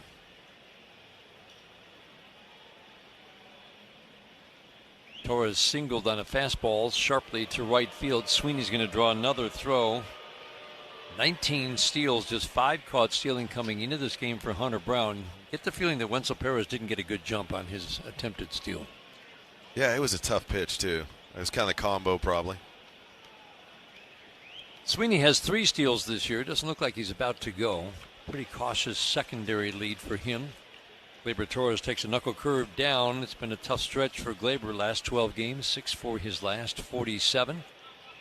Average has fallen down to 259, but so steady. I mean, all year long, right up until these last 12 games. Pretty good chance of what we saw we'll start seeing again. Swinging a little fly ball down the right field line. It's going to drop for a base hit. Sweeney around second. He'll scoot over to third. 2 for 2 for Gleyber Torres. Tigers have runners at the corners. 1 out in the third. That's a great job by Gleyber. And Gleyber's first at bat of the ball game, he got a fastball 0-0 and hit a base hit to right. Then he went knuckle curve, and the last pitch was a slider down and away. He picked up on the trend, went with the pitch, hit it off the end of the bat, but it was a good line drive trajectory, easy first to third for Trey Sweeney. And now the Tigers got something brewing here with the big man, Kerry Carpenter, coming to the plate. Today's game brought to you in part by Blue Cross Blue Shield of Michigan. Ready to help. Instant replay. Brought to you again by the Sam Bernstein Law Firm. When you need the right call made, 1-800-CALL-SAM. Carlos Correa, the entire infield, joins the conversation. Yonder Diaz goes out. Again, Brown gets a pretty good number of ground balls. I'm not sure you call him a ground ball pitcher, but he does get a lot of ground balls, and he does have the knack of getting a ground ball with men on base. They have double plays turned behind him. Kerry Carpenter has a knack for getting the ball in the air. Yeah, and that's what if he's going to throw a changeup, he's going to throw it down and away, get it to run away, see if he can get something on the ground on the pull side. And probably some high heat, too. See if he can get him to swing and miss at some high heat. He likes to throw that, then the curveball down. Having some pitch comm issues, but apparently it's been worked out. Hunter Brown was walking in toward home plate. Carlos Torres said, "You're fine." Hunter Brown said, "You're right." Back to the mound. Pena at shortstop, shades right up the middle. Runners at the corners, 1 out. Sweeney runs well. He's at third. Torres at first. Outfield plays Carpenter go the opposite way just slightly. First pitch from Hunter Brown. Ground ball fouled on the first baseline. Grounded out to Christian Walker. First time up. Remember, Gleyber Torres was on and he was in motion on that ground ball. Otherwise, it would likely have been a double play. He started him out with that changeup. Carries out in front of it. Trying to do damage on the fastball. 0-0. Brown sets, holds a glove at the belt. The strike one. Swing and a foul.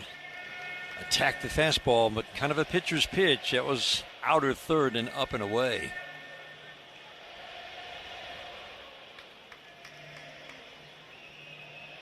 Two of the best pitches in the game, as measured by run value, are being featured in the game tonight with these two starters. Time called at home plate. Hunter Brown's fastball is one of the best pitches in the game. Again, it's just a good way to measure it, expressed in run value, meaning it's so effective that what hitters are doing when the at-bat ends on that pitch is expressed in runs. His fastball is a plus 17. The other pitch being featured tonight, Tarik Skubal's changeup. The 0-2. Shot to first, grabbed by Walker, and he steps on the base because that's where the line drive took him. Gleyber Torres, no chance to get back. Unbelievable. Inning-ending double play. Wow. Tigers threaten, do not score. Good swing for Carpenter, and it ends the inning. We head to the fourth. Interrumpimos este video para recordarte que puedes endulzar tu día con una dulcerapia de la lechera.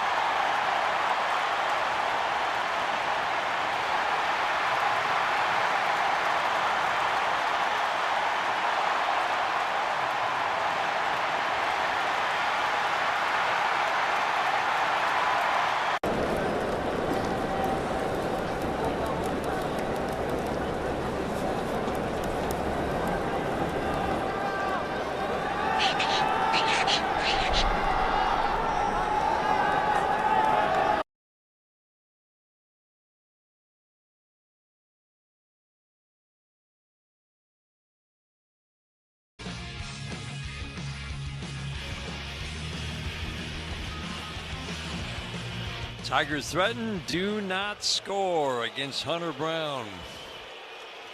Man, Kerry Carpenter squared up the 0-2 pitch and hit a bullet right to Christian Walker. Gleyber Torres no chance to get back, swinging a foul out of play. First pitch change up, because that's how you have to pitch. To Jose Altuve, fouls it out of play down the third base line. Swinging a first pitch change up first time up in the first and grounded into a double play. Change up, swing and a miss. You ever see Altuve get cheated on a swing? Never. Change up down and away. Altuve comes unglued. Helmet wants to fly off. Yeah, the only disappointment is that it didn't. Hitting in the number 3 spot with Carlos Correa back in this lineup. The 0-2 fastball got him up and in. That was a hard slider to get Altuve. Looked like Altuve's plan was one thing and one thing Swing. only. I get 3 swings. I'm going to use them all. Wow. He threw a slider that was way up and in, and Altuve couldn't lay off. He thought it was the heater, I guess. Yep. Acted like a nice little cutter. Yeah, it did. 91, up and in. Christian Walker hit a fly ball to center field first time up, and he gets a slider on the back door for a called strike. 3 pitches, well, it's 4 with a sinker and 4-seam fastball. Change up slider for Tarik Skubal, the strike 1. Swinging a high fly ball, shallow left center. Riley Green raising his arms out, calling for it, makes the catch. Walker softly to left field on a changeup. Get him out in front. After he took the fastball deep to center field, they go with the changeup away, get him out in front of it. That's how you pitch, Dan. Keep him off balance. Pitch count was high through 3 innings against the Twins. Tarik Skubal went 7 because he needed just 46 pitches to get to the next 4 innings. Just had a long 3rd inning, trying to make this a quick 4th inning today. Sinker for a strike. Yainer Diaz takes 97 at the knees. They called it a ball, though. Oh. Yeah, they did. No. Swinging a line drive, base hit into right field. Sinker up, and he drills it into right. Yeah, they called that first one a ball. Then I went know, right but back I've got to with get the whiteout out now, and that's not right. That was a perfect pitch. It was. But you called it. Tarik Skubal's going to try to limit as much damage as possible with as few pitches as possible to see if he can go a little deeper into this ball game. The good news is the Tigers' bullpen's pretty healthy right now. Yeah. There's a lot of arms down there that haven't thrown. Didn't throw yesterday. Didn't throw the day before. 7-inning outing against the Twins was his 10th of the year. Rios takes a pitch in the dirt.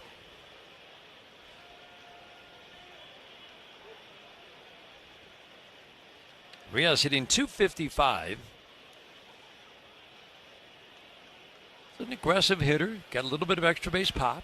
Swinging a line drive fair down the right field line. That's trouble. Rounding second, heading to third is Diaz, and they're going to wave him around third.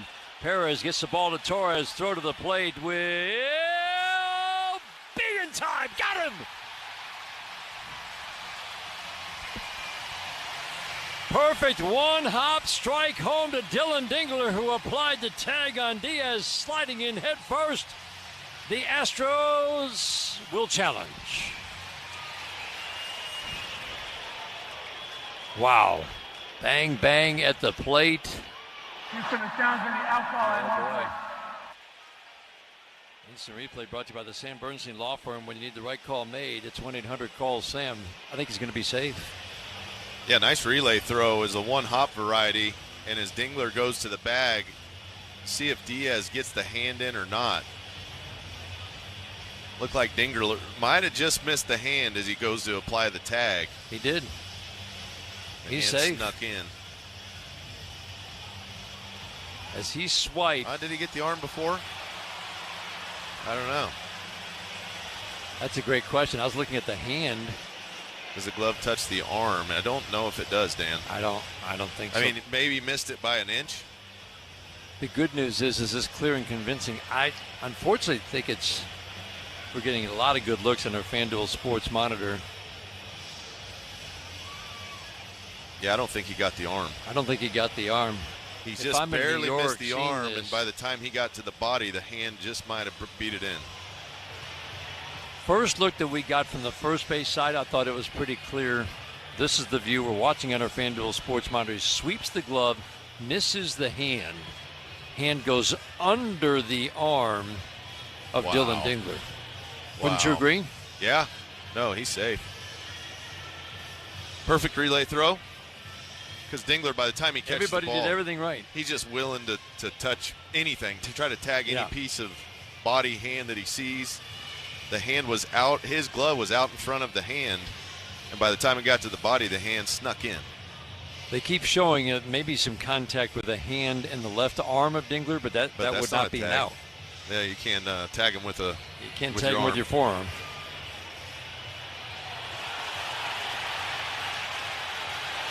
They keep showing it, but again, that even if there was contact with the hand to the wrist, it does not count as an out, correct?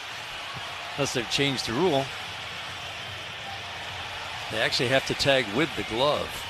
But you see that approach here from the Astros. Couple heaters. One was a sinker. They hit it to right, and then that was a four-seam fastball out over the plate that they hit to right field. Skubal's on the mound shaking his head like, yeah, he's out. He's out. He's trying to plead his case. He's looking over at the umpires. I don't think it's their call, though, Tarik. After review, the call is confirmed. The runner is out. Wow. He was out by a mile, Dan. Didn't you see right there on the thumb? Thumb to the hand. That's where he got him. No, I think it just wasn't clear and concise. Clear and convincing. Clear and convincing. We've seen it way more lately. I thought it was. The call on the field stands. Wow. That's a break. And we go to the bottom of the fourth inning scoreless. What a relay. Torres to Dingler from Perez, cutting down. That's my security right there. That's the bad one, Roscoe Pico train. Major League Baseball wanted to start doing something with the players and their dogs. Which one's the dog? I was undecided on whether to do a dog card or not, but my wife pushed me in the back and she wanted a famous dog, so she told me to do it.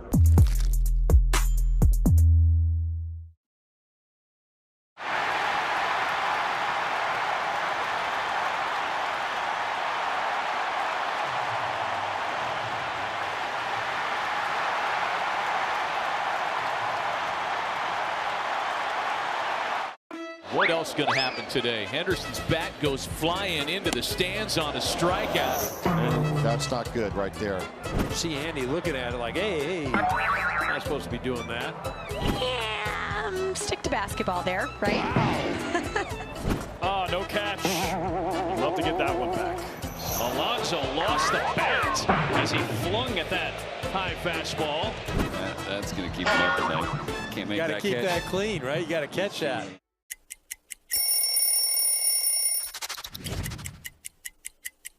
I went to college at Northeastern University, and all my friends were Red Sox fans. And while in my 3 years there, I really grew to appreciate Red Sox Nation and everything that they bring to the table. And once I got my head wrapped around the trade, I was really, really excited. I think they have one of the most iconic logos, these two socks right here on the sleeve. I love keeping it simple, really fond of the font, and I think it's a really cool look.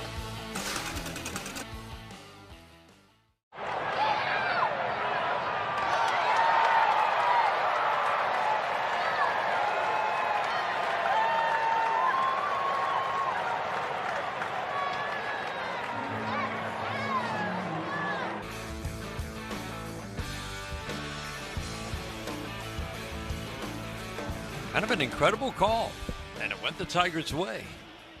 Roddy Green leading off. First pitch fastball sails up and away. We have seen some mighty big misses from Hunter Brown tonight. And yet you look up, coming into the inning, 53 pitches, 35 strikes, 18 balls. Just when the misses have been kind of big at the top of the strike zone, that's where he goes with that four-seam fastball. Another big miss. High and away. Rodney Green walked on 4 pitches first time up.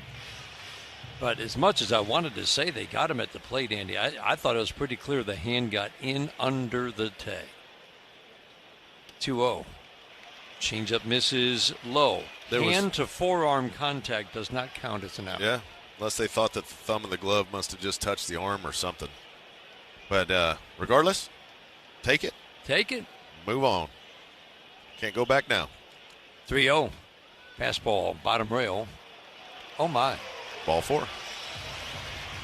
Perfect pitch. We saw that with tarik skubal. We just saw it with Hunter Brown. That's a perfect strike. And Joe Espada can see his hands raised out to the sides like, come on now, what do we got? Yeah, Carlos Torres behind the plate. Missed a couple. Yep. Torkelson grounded out first time up with a couple of men on. First pitch line drive softly to second base. This will be 2, fielded by Urias. A flip over to Walker, unassisted 4-3 double play, and just like that, 2 outs, bases empty here in the 4th inning. Tigers have had base runners in each inning. 2 base runners in the first. Torkelson grounded out. 2 base runners, 1 out in the third inning. Carpenter lined into a double play to end the inning. Now a leadoff walk. Green erased on the double play. Ansel Perez takes a fastball up and away. Strikeout update brought to you by Carbliss, the official ready-to-drink canned cocktail of the Detroit Tigers. 4 strikeouts for Hunter Brown so far. Tarik skubal with 4 strikeouts as well. Knuckle curve for a called strike.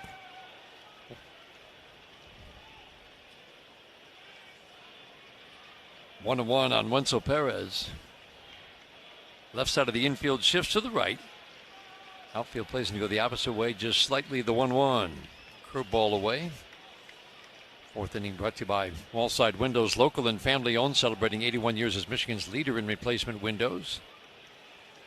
Pitch counts brought to you by Rocket Mortgage. Own the dream. Pitch count at 61 with 2 outs in the 4th. That's a very reasonable number for Hunter Brown. The 2-1. Shot to second base on 1 hop. Fielded by Urias. He'll flip it as he runs toward that first base line to Walker at first. And in the end, that's a very easy inning for Hunter Brown after a 4-pitch. They flip with the glove. That was not a good idea. All he needed to do was try to get the lead guy by giving him a nice, easy feed. Oh, no, stay on your feet. No. I thought he was going to stay on his feet. Uh-oh. The Goose did not know that the game was starting. Maybe the Goose thought it was 6:45 first pitch time. Oh, man, off the glove and off the dome. He's saying, oh, man, what happened? It's a moment that he'll never forget, and that'll be on the blooper everywhere.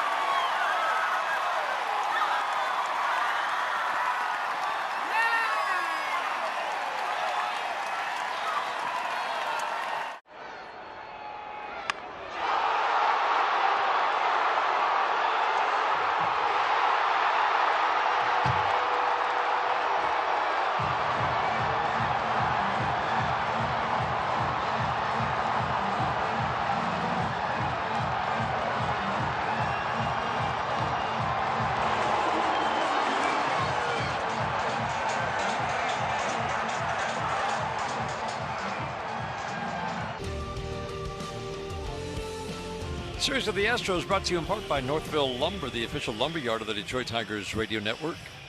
5th inning brought to you by Figer Law. All we do is win. 0s through 4, not a big surprise. What has been a bit of a surprise, both pitchers have been under a little stress in multiple innings through the first 4. Swing and a miss, my goodness. Mauricio Dubon swung at a letter-high slider, much like Altuve did to strike out in the 4th. They're just flipping a coin. I think he's going to be in the zone here, so I'm going to swing. That's an approach. Hey, what was your plan? Swing. I'm going to swing. Did you execute that? Yes, I did. All right. The swing, meaning I did swing, like I promised. Uh-huh. Tarik Skubal loves it when teams get in swing mode. This team has been in swing mode from the start. The strike one, swing and a miss. No balls, 2 strikes on Mauricio Dubon. Again, a home run in his career against Skubal. Popped out first pitch swinging first time up, hitting .260. This is a super utility type. Think Zach McKinstry for the Astros. Fastball fouled out of play. No balls, 2 strikes. Hitting .260 in this at-bat, .260 in his career. Parts of 7 years from San Francisco, Milwaukee to San Francisco to Houston, and he's really found a home in Houston. Very valuable player for the Astros. The 0-2, swing and a miss, 98, up and away. Dubon in swing mode, strikes out. 5th strikeout for Skubal. There you go. There's that high heater. Really hasn't used that in a 2-strike count tonight. No, he hasn't. In the last outing, he didn't throw a lot of them either. Maybe that's something he'll start featuring again. You get sick of people fouling pitches off, Dan, go upstairs. Can't really foul that one off. Hard one to foul off.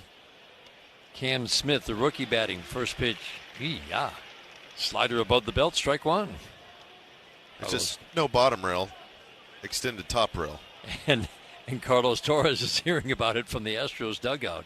Yeah, he just raised the strike zone about an inch and a half. Joe Espada, you can't blame him, a little bit irritated at the moment. Change-up strike at the knees on the inside corner. Andy, you and I both talked with Tarik about that seam-shifted wake change-up, and it's fascinating to hear him describe how he watches it move through the air. The 0-2, change-up low and away.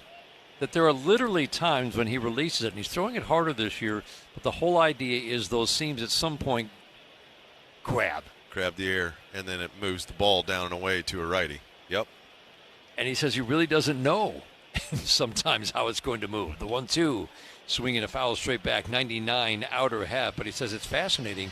Sometimes it moves, and sometimes it grabs, and sometimes it doesn't. Because he's using the seams to move the ball as opposed to using the spin to manipulate the movement like a guy that pronates heavily would.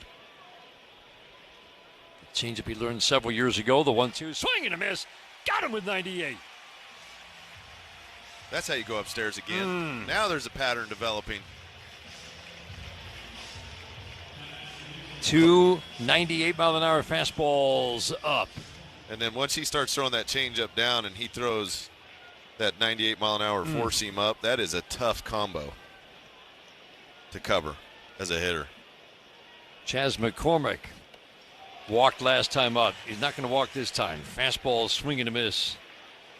Tarik Skubal left some fastballs a little bit lower than belt high, and McCormick, not a good hitter, fouled a couple off and then drew a walk in an 8-pitch battle.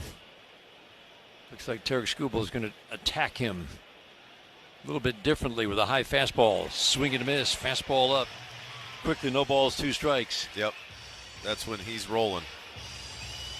Throw that thing at the top of the zone, above the zone, then that change up down. Plenty of swing and miss in this bat. The 0-2, line drive down the left field line, hooking foul. See, now he's got him cheating to the heater big time.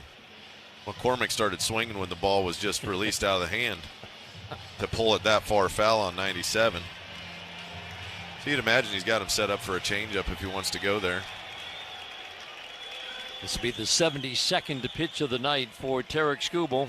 Upright, slightly closed, stands for McCormick. Again, the 0-2, up and away.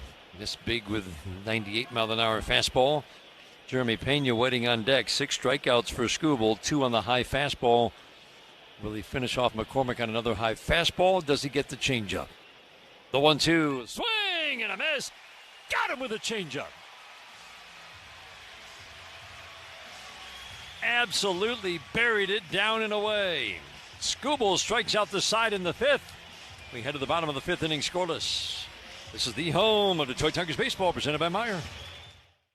Heading back to school is a good deal better at Meijer. Start off on the right foot with buy one, get one for $1 athletic or Skechers shoes for the family. Earn an A+ on lunch with hot deals on Meijer brand must-haves all season long. Meijer peanut butter, jelly, and round top bread are just $1.39 each. Meijer meal prep containers are $5.49. And Meijer disinfecting wipes are $2.99.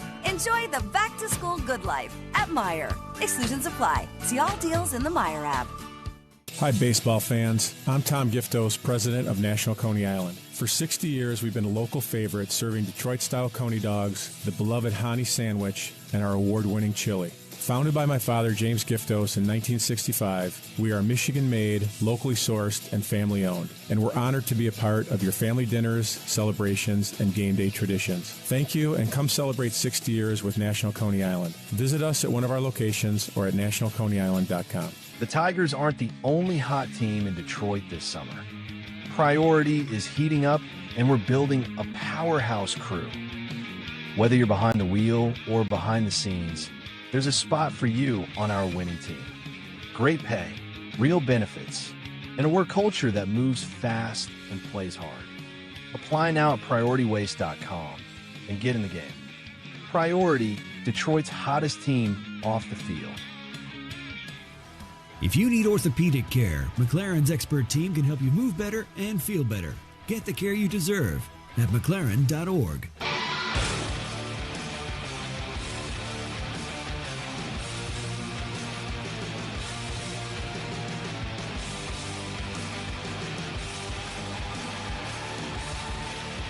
Every Tigers home run this year is a Little Caesars Pizza home run. Order online for delivery or Pizza Portal pickup. Bottom third of the order, McKinstry, Dingler, Sweeney.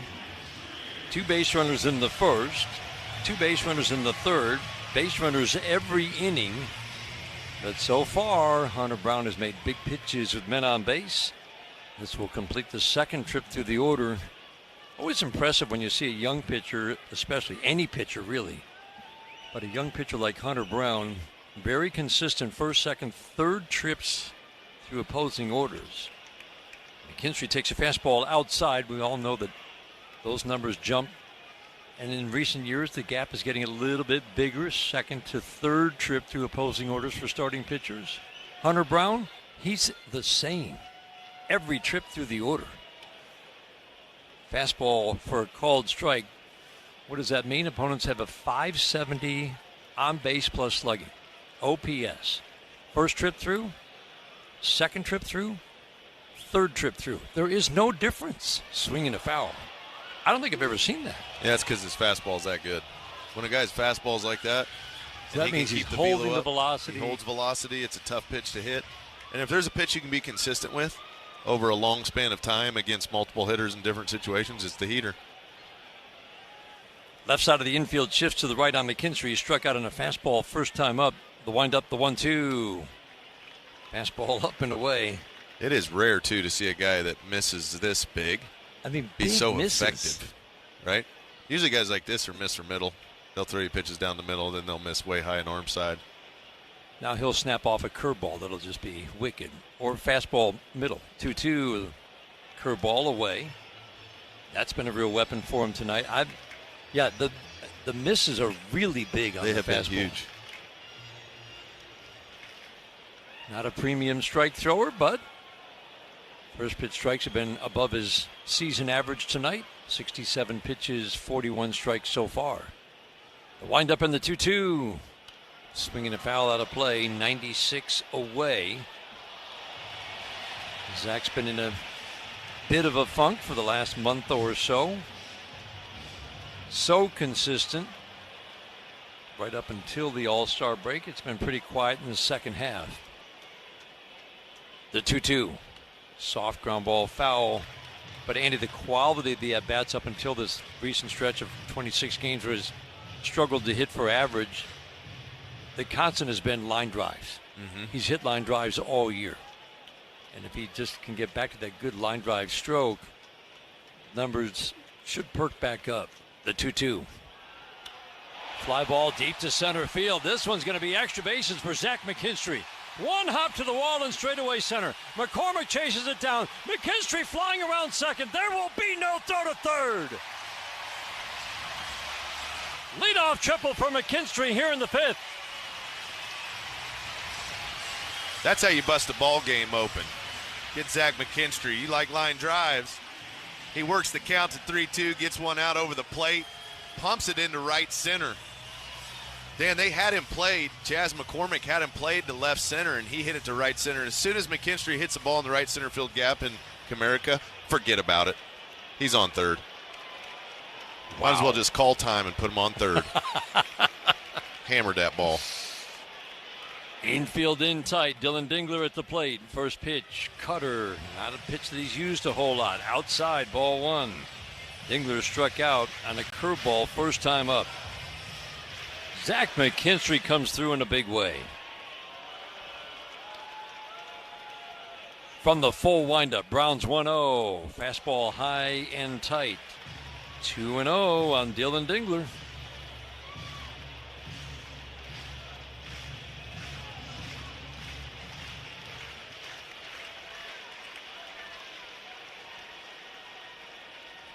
The 2-0 pitch. Ground ball chopped to third. No chance for McKinstry to advance. Correa fires over to first. One out. Brown knows how to get the ground ball when he needs it. Yeah, it looked like 2-0 breaking ball, but it was up. But the pitch has so much movement, Dan. Even one that looks kind of like a mistake, that late life got him to hit it on the ground. Trey Sweeney's been getting the ball in the air with much more regularity lately. Tigers could use a fly ball here. The outfield shallow. First pitch. 97 above the belt for a called strike. He's giving it up, just not down. That is a tough pitch to handle. Pena at short, shades up the middle. Everybody in tight, right up to the edge of the grass. Correa hanging by McKinstry at third, even with the base behind the cutout. The strike one. Fastball, strike two. Forcing with a little bit of swing back action. That's a perfect pitch. Yeah, back to back. Wow. One just touched the top of the zone, and one just touched the inside corner at 97. Brown glove in front of the face. Steps to the side into his motion. The 0-2. High and away. Big miss again. 97 up and away. As Andy said, he holds that velocity. As long as he is in there, averages 6 innings a start.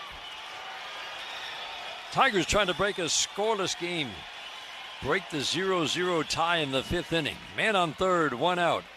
The 1-2 to Trey Sweeney. Up and in. He jumps back out of the way of a high, tight fastball. McCormick in center field, shades toward left center. He plays an aggressively shallow center field. Dubon is in left. He's in a little bit and toward the line. Cam Smith plays a very deep right field. He's deep and straight up. 2-2 the count on Trey Sweeney after he fell behind 0-2. He's seen 4 heaters in a row, Dan. Is he going to keep him with the heater? I'm feeling the curveball any moment. The windup and the 2-2. Away with another fastball. Hit the curveball to left his last time up, so maybe that's on the mind of Hunter Brown. I think so. Feels he can beat him with velocity. Loves to work the upper regions of the strike zone. McKinstry coming down the line. The 3-2. Swing and a miss. There's the curveball. Got him to chase it. After all those fastballs, kind of had him sped up a little bit. 3-2, he goes with the hammer time. It starts about belt high, and it ends up in the dirt right before the catcher's glove. That ball's got tremendous movement, his curveball.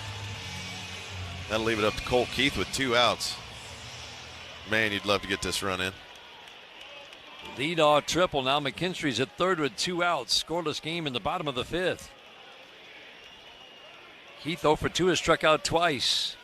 First pitch, fastball up. Diaz ready to throw down to third, but Correa is way off the line. He saw 7 pitches first trip to the plate, and then 6 his last time up. Never saw ball 1 his last time up. Fouled off 3 2-strike pitches, the 1-0. Softly tapped foul, change up away. You see good pitching. I mean, you can even get him in scoring position, and it's hard. Man, he is making pitches with men on base.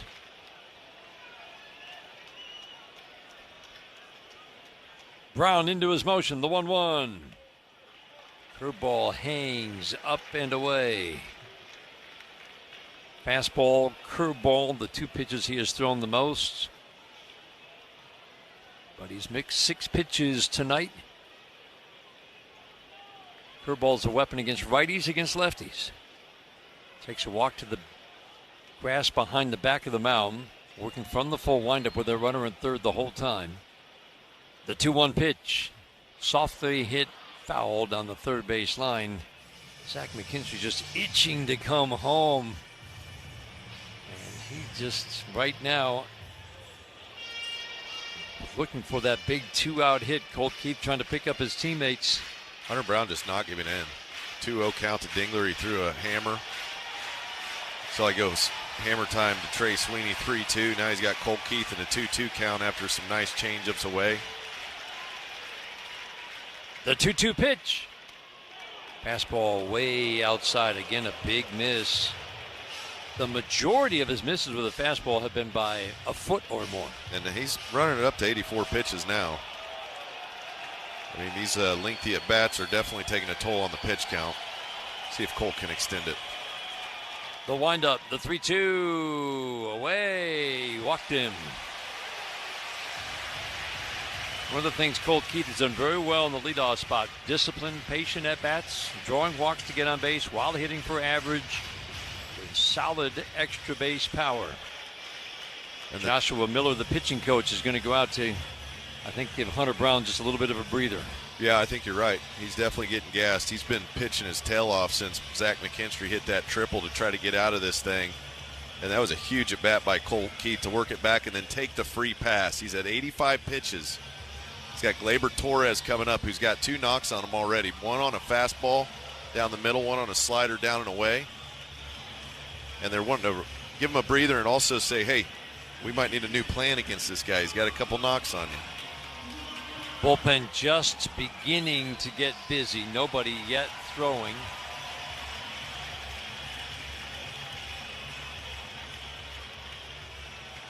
Gleyber Torres 2 for 2. First pitch he saw, line drive single to right. Next at bat, it was on a 1-1 when he singled down the right field line. Low flare. Tigers will take anything that finds grass right here. A scoreless game, bottom of the 5th. Runners at the corners. First pitch to Torres. Swinging a fly ball, center field, right to McCormick. Doesn't have to move, makes the catch. Tried to attack the slider. Routine fly. 3rd time tonight. The Tigers have had 2 men on.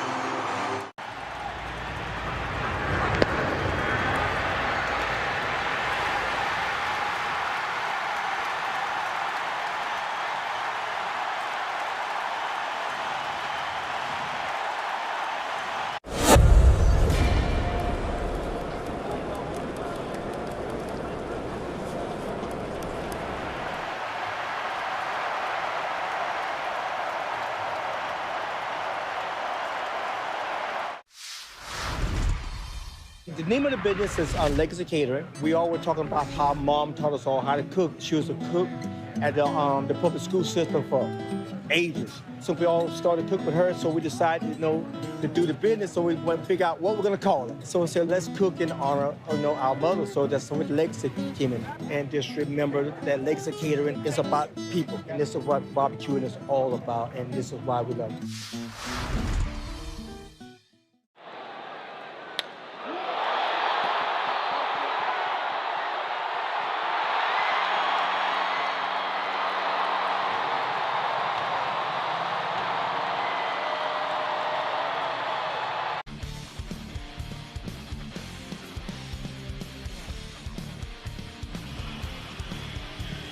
Hunter Brown has been pitching in and out of trouble throughout the night. But Andy, man, has he made big pitches with men on base. Yeah, you see, he is a competitor on the mound. Hunter Brown is.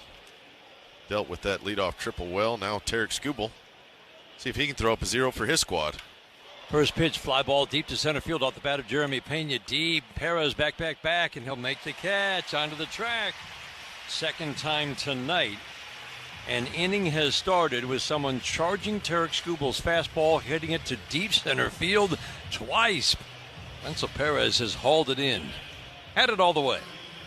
Yeah, he did a good job. Got a good read on both the balls he's caught to deep center field. Giving himself time, Dan. If you get a good break and you run fast to the ball, it gives you time to kind of slow down when you get to the warning track and be able to collect the ball. Because if you drift too much early, you run into the risk of kind of just over your glove. So run to the spot, then you can slow down and gather yourself to make a play. I like how he indicates right away. He's calling off any other outfielders who might be in the area. Something he's learned the last year. Yeah, you have to. But you know he's going to haul it in. First pitch fastball off the plate and into Carlos Correa. 1 for 15 now in his career. Against Skubal, 7 pitch at bat last time up before Skubal got him. The 1-0. Changeup misses low. Struck out the side last inning. Some good swings for the Astros. Walker in the second inning. Pena line drive single in the third. Diaz and Arias with hits in the fourth. 2-0. Swing and a miss. Changeup down and in. 2 outs. Bases empty in the fourth inning. Yainer Diaz singled to right field. Then Arias hit it into the right field corner. The 2-1. Fastball misses 3-1 on Correa. Skubal's mad at himself for missing that one, too. He did not want to go 3-1. Now he's got to make a pitch here. Correa's grounded out and struck out. Been hot since being traded back to the Astros. 3-1. Swinging a foul late on a fastball. Arias doubled. Diaz was sent. Perez to Torres to Dingler. A perfect relay from both. The throw to the plate was a one-hop strike. Dingler tagged. Diaz called out. The 3-2. Swinging a soft chopper to first. Torkelson will field the flip to Skubal covering the bag. Leads him perfectly. Put out goes 3-1, 2 up and 2 down. Sixth inning. Replay certainly seemed to show that the left hand of Arias was in, that the tag of Dingler had gone over the arm, and the tag on the body came after the hand touched home plate, but New York said call confirmed, which means they saw something that confirmed the tag was made before the hand hit the plate, and that is the big moment in this game. Would have been 1-0 Astros. We are still scoreless in the sixth inning. Dylan Dingler out to have a conversation with Tarik Skubal. You think this is all about how to pitch to Altuve, who has swung at every single pitch he has seen tonight? I don't know. They're laughing right now. I think they were going to make Carlos Torres come out and break him up. I think they were just shooting the breeze there for a minute after they decided what they were going to do, and then they both were kind of smiling and laughing. Like, when do you think Carlos is going to get us? Do you think he's going to come out now? How long do you think? That's what it looked like. It went from very serious to very funny in a heartbeat. There's an art to the mound visit, isn't there? Yeah. Make him come out and break you up. Make your pitcher laugh. Altuve has seen 4 pitches, swung at all 4. Bounced into a double play and struck out. In at the corners, middle of the infield back. First pitch on the outside edge. Changeup gets a called strike. That one was up a little bit. Missed up early. Pena drew a walk as a result on changeups early. Then he dialed it in. It's been down consistently since. Strike 1, swing and a miss. Changeup down a little bit. No balls, 2 strikes. This is so interesting to me, this third trip to the plate. Yeah. I mean, you do not have to throw Jose Altuve a strike in the next 2 pitches. It's been swinging. All off speed. The windup, the 0-2, swing and a miss. Got him. Again, the slider up and in. 8th strikeout for Tarik Skubal, ends the 6th. He's retired the last 6 in a row. We go to the bottom of the 6th inning scoreless. This is the home of Detroit Tigers baseball, presented by Meyer. We are Figer.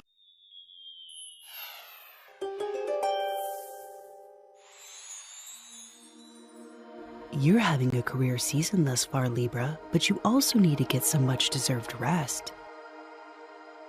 Taking an occasional day to recharge will help you stay focused on the stretch run. You'll toe the rubber stronger than ever and ready to shove.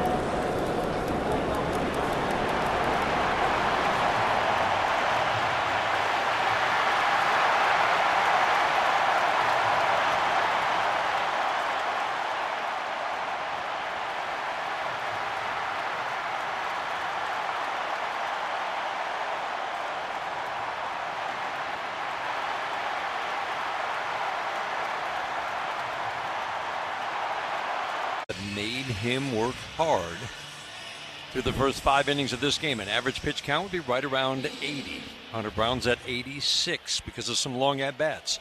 Base runners every inning. 2 base runners in 3 different innings. Misses big with some pitches and then dials it right back in. The pitch that he seems to have at all times is the curveball.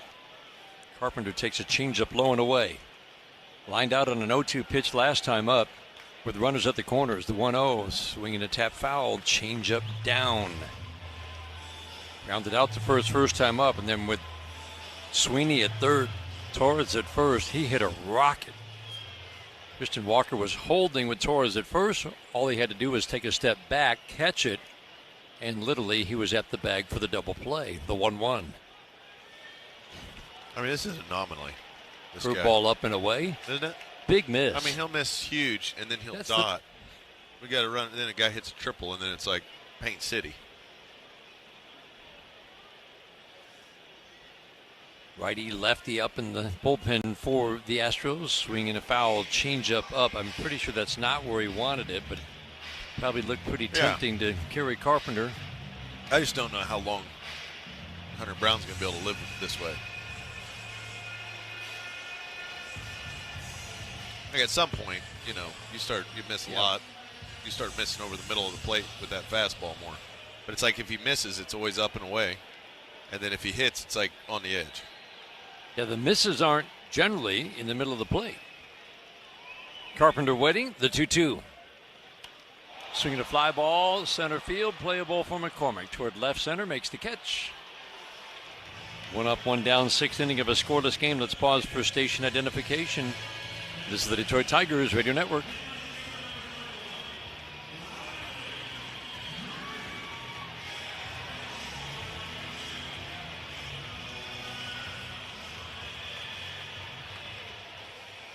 One out that brings up Riley Green, who has not seen a strike, well, at least not a called strike tonight.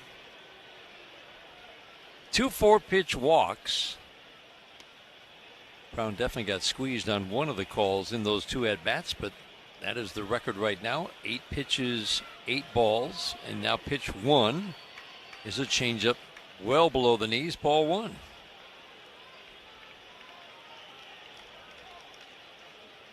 Upright, relaxed stance, hands tight to the left shoulders. He cocks the bat over at 1-0 fastball. Yay. That has not been a strike all night. Strike one. That's 2 balls with off the plate away. I will say, Brown does utilize the pitch clock to its full effect. He does. He works pretty slow. Walks to the grass behind the mound after almost every other pitch. The 1-1. Fouled out of play. Fastball away, but the call on the 1-0 likely induced that swing. Fastball in the same spot, off the plate. Correa and Pena are on the left side of the infield. They shift to the right. The outfield plays Green to go the opposite way. McCormick, the center fielder, shaded toward left center. 1-2, swing and a tap foul. Man, that knuckle curve has got some bite. It is hard to square up. He even threw what looked like to be a hanger to Dingler last half inning. And the end of that pitch, it just keeps boring down. So it still got him to hit a little out in front and hit the ball on the ground. Green now wetting on a 1-2. Scoreless game. We're in the bottom of the 6th inning. The 1-2. Fastball again, a big miss. Like Skubal's misses he's around the strike zone with the occasional big huge miss. These are misses by a guy foot. Gives you that many free pitches, but he's got good enough stuff, Dan. Plays in the zone really well. Slides his foot to the middle of the rubber, into his motion, 2-2. Change up away. That's a really good take. That pitch has been fooling lefties because it starts on the plate and then runs off it. Riley recognized it, laid off, has the count to 3-2. 7th pitch of the at-bat, 98th pitch of the night for Hunter Brown. On the way, swing and a miss. Got him with the fastball up and away, likely ball 4. Yeah, perfectly placed up and away out of the zone, just out of the zone. Wasn't by much. Riley thinking, why do I have to swing at that pitch? So tempting. Tigers have had base runners in every inning. 2 up, 2 down here in the 6th. First pitch curveball backs up on Brown and gets the called strike on the inside corner. Next pitch will be his 100th of the night. Brown has gone to 102. That's his max today. Or to this point. Line drive, foul down the third base line. Slider was up. Torque had a good swing. Ripped it about 5 feet foul. Down the third base line. No balls, 2 strikes. 5th time this year that Brown has reached 100 plus pitches. And again, 102 is the highest pitch count of the year. Walking to the grass behind the mound after almost every pitch now. Settles in, delivering every pitch with about 3-4 seconds on the pitch clock. The 0-2. Line drive on softly on one hop to short. Pena charges, fields the short hop, flips it to Walker at first. The first 1, 2, 3 inning of the night. Almost surely.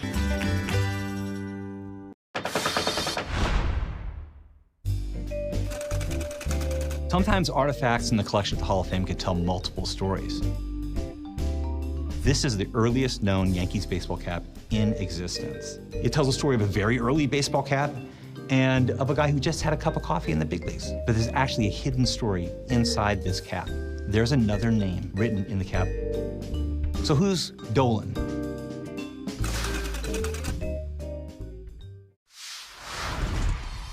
Do you guys make your own brisket here? Yes, we do. We are known by our brisket. Barbecue brisket sandwich. Quality is better than other places, and it looks good. We're ready to eat. We go to an average 500 briskets per game. We hear a lot from our fans. They want to try something with wrap, easy to eat. So we say, well, let's do like a, brisket, wrap, and an egg roll. That's beautiful. You get the gold medal for culinary brisketry here in Texas. Yes.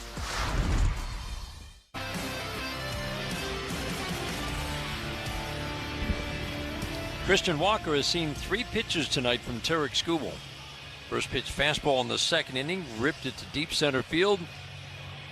Wenzel Perez made a catch right at the top of the wall. We're calling it a home run robbery because he was right there. And then next time up, Walker hit a changeup softly to left field. He leads off here in the 7th inning of a scoreless game. First pitch from Tarik Skubal. Fastball, 97 bottom rail, strike 1. Check some scores from the 1-800-CALL-SAM Studios scoreboard.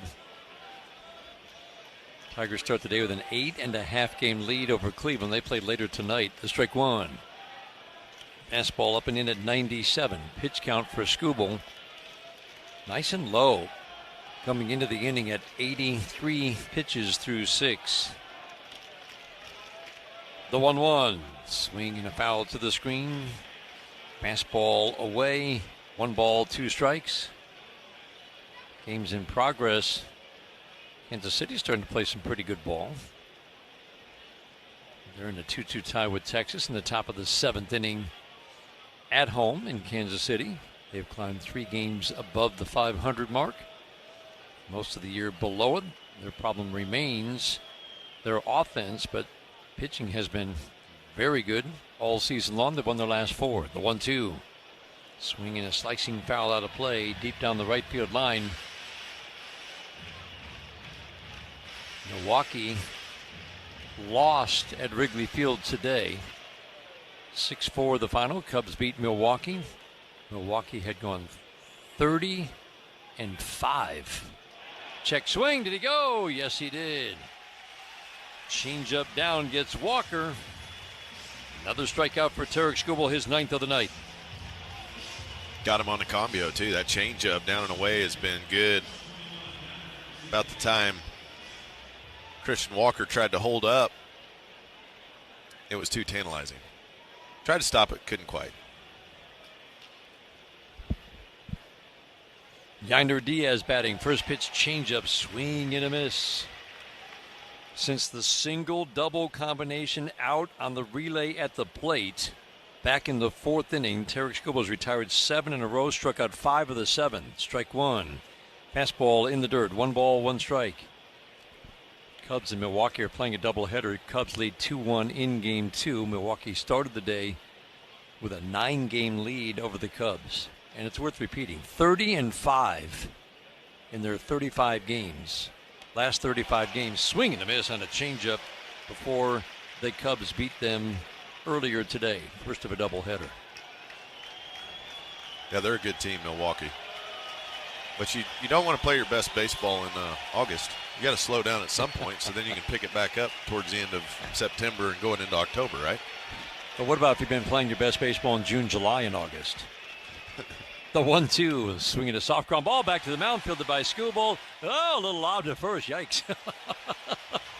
Fielded by Torkelson, had plenty of time. A little one-hopper that he fielded, stepped on the base. That was... Yeah, long hop, no hop. Torkelson wisely backed up and let the ball bounce right to him. It's almost like he was trying to shoot the coffee cup into the trash can at the office. I was trying to describe how he was throwing that to first. That's exactly what it looked like. That's a perfect description. We've all done that, right? I do it with the recycle bin. Of course. And you don't get close. I mean, it's from the other side of the garage. No, you don't have to get. It's the one time out of 150 that you make it, you impress yourself. So he missed it, but the good news was Torque was there to catch it on the hop. Strike 1, the count on Ramon Arias, right-handed batter, swings and fouls it out of play. Skubal emptying the tank, knowing this is almost surely the end of his night. 94 pitches, 2 walks, 9 strikeouts. He has shut out the Astros on 3 hits through 6 2/3. We're scoreless in the 7th inning. Crowd urging him to finish it off on a high note. The windup, the 0-2, swing and a miss. Got him.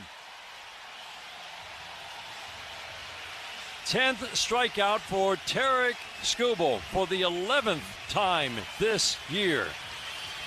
Pat on the back from Dylan Dingler. Crowd on their feet here at Comerica Park. Skubal claps a hand into the glove as he goes down the dugout steps.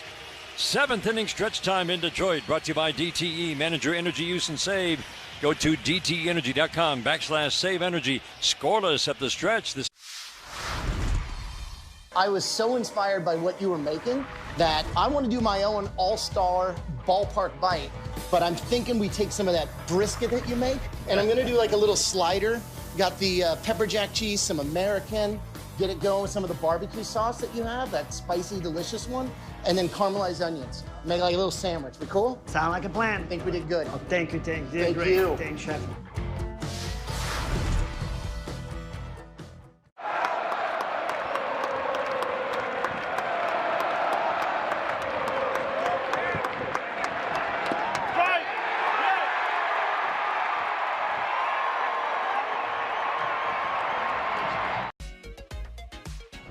Well, this is a World Series card.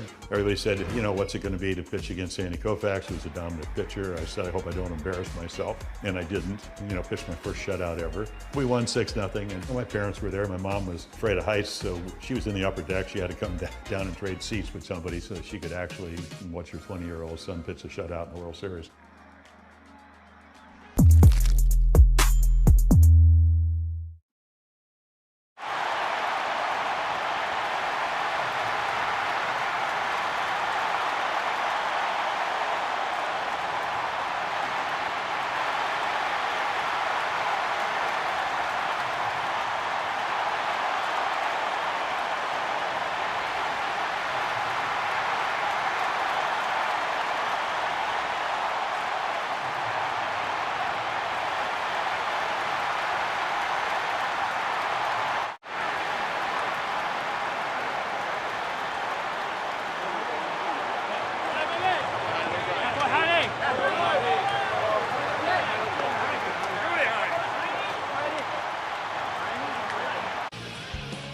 Seventh inning today is brought to you by Verizon, the #1 network in Detroit. Today's game brought to you in part by Corewell Health, reminding you together we can overcome any obstacle, fight any battle.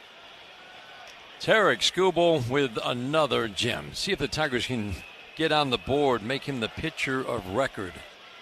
Wenzel Perez takes a fastball for a strike.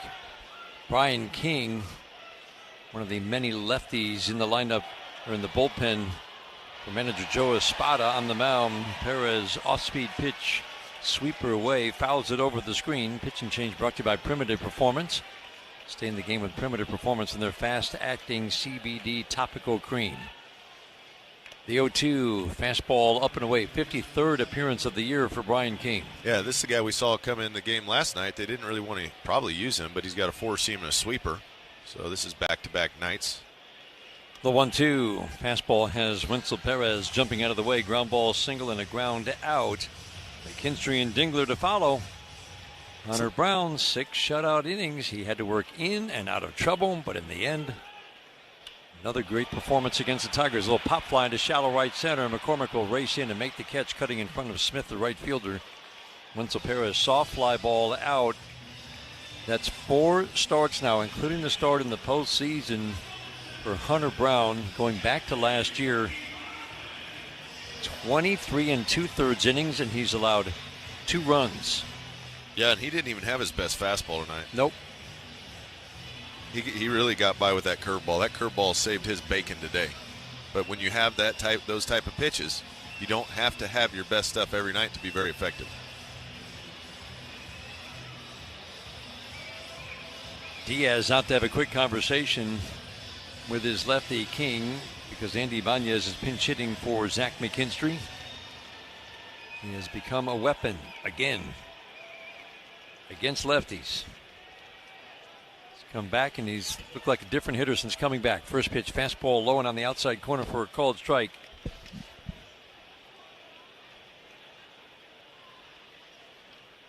"51 innings of work for King this year. The strike one. Up and away. He was a big piece in the bullpen last year. He's cut his walk rate in half while maintaining a healthy strikeout rate above 10 per 9. The walk rate is down to 1.5 per 9. Sinker misses low and in. The good hitters count for Andy Ibanez. If you're thinking one swing of the bat, he has allowed 7 home runs in his 51 innings of work. Opponents have hit just below 250 with a little bit of power. The 2-1. Sweeper, perfect on the back door for a called strike 2. Rios at second base, shades up the middle. The outfield almost straight up. McCormick in center, shades toward right center. 2-2, way down and in. Big sweeping breaking ball. 3-2 on Andy Ibanez. Lots of 3-2 counts for the Tigers today. Making them work. See if Andy can pay it off. The 3-2, ground ball softly to third. Correa charges, fields a waist-high bounce, the over-the-top delivery to Walker at first. 2 up, 2 down, 7th inning. Research Department, Marin, just breaking news. New Tigers record for Tarik Skubal. He beat Max Scherzer's record for the most Ks in the first 25 starts in Tigers history. That's pretty good. Yeah, I mean, anytime you get a Tigers record of any kind, you did something special. Went over 200 strikeouts. He's right at 200 with his 10 strikeouts tonight. 9th time this year that he has reached double digits in strikeouts. The 1-0, swinging a pop-up foul and out of play. And the 4th time this year that he's gone 7 or more and allowed 0 runs with 10 strikeouts plus. He's unbelievable. He was the first to 200 last year. Last year it took him to August 30th to do it. This year, what is it, August 19th? August 19th, beat it by 11 days. First to 200 again. King works way over first base side, the 1-1, swinging a soft little tap foul down the third baseline.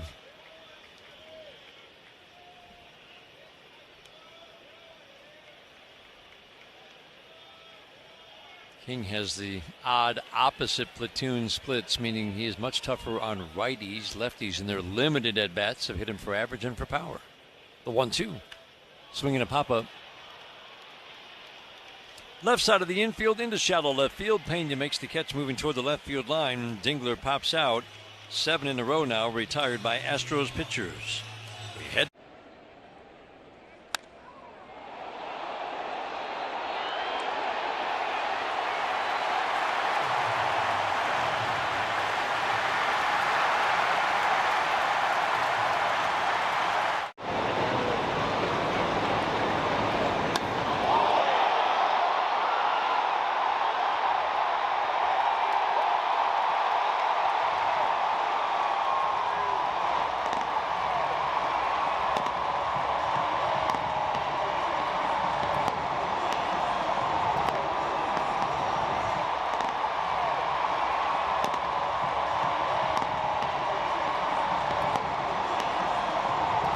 Be in the middle of New York to display a card like this is really such a big part of the Fanatics mission. We think about how do we create new experiences. Now we get the opportunity to put incredible Holy Grail cards in front of tens of thousands, if not millions of new people. It's not just about collectors today, but also about how do we bring new collectors into the space as well. It's really what we do it all for.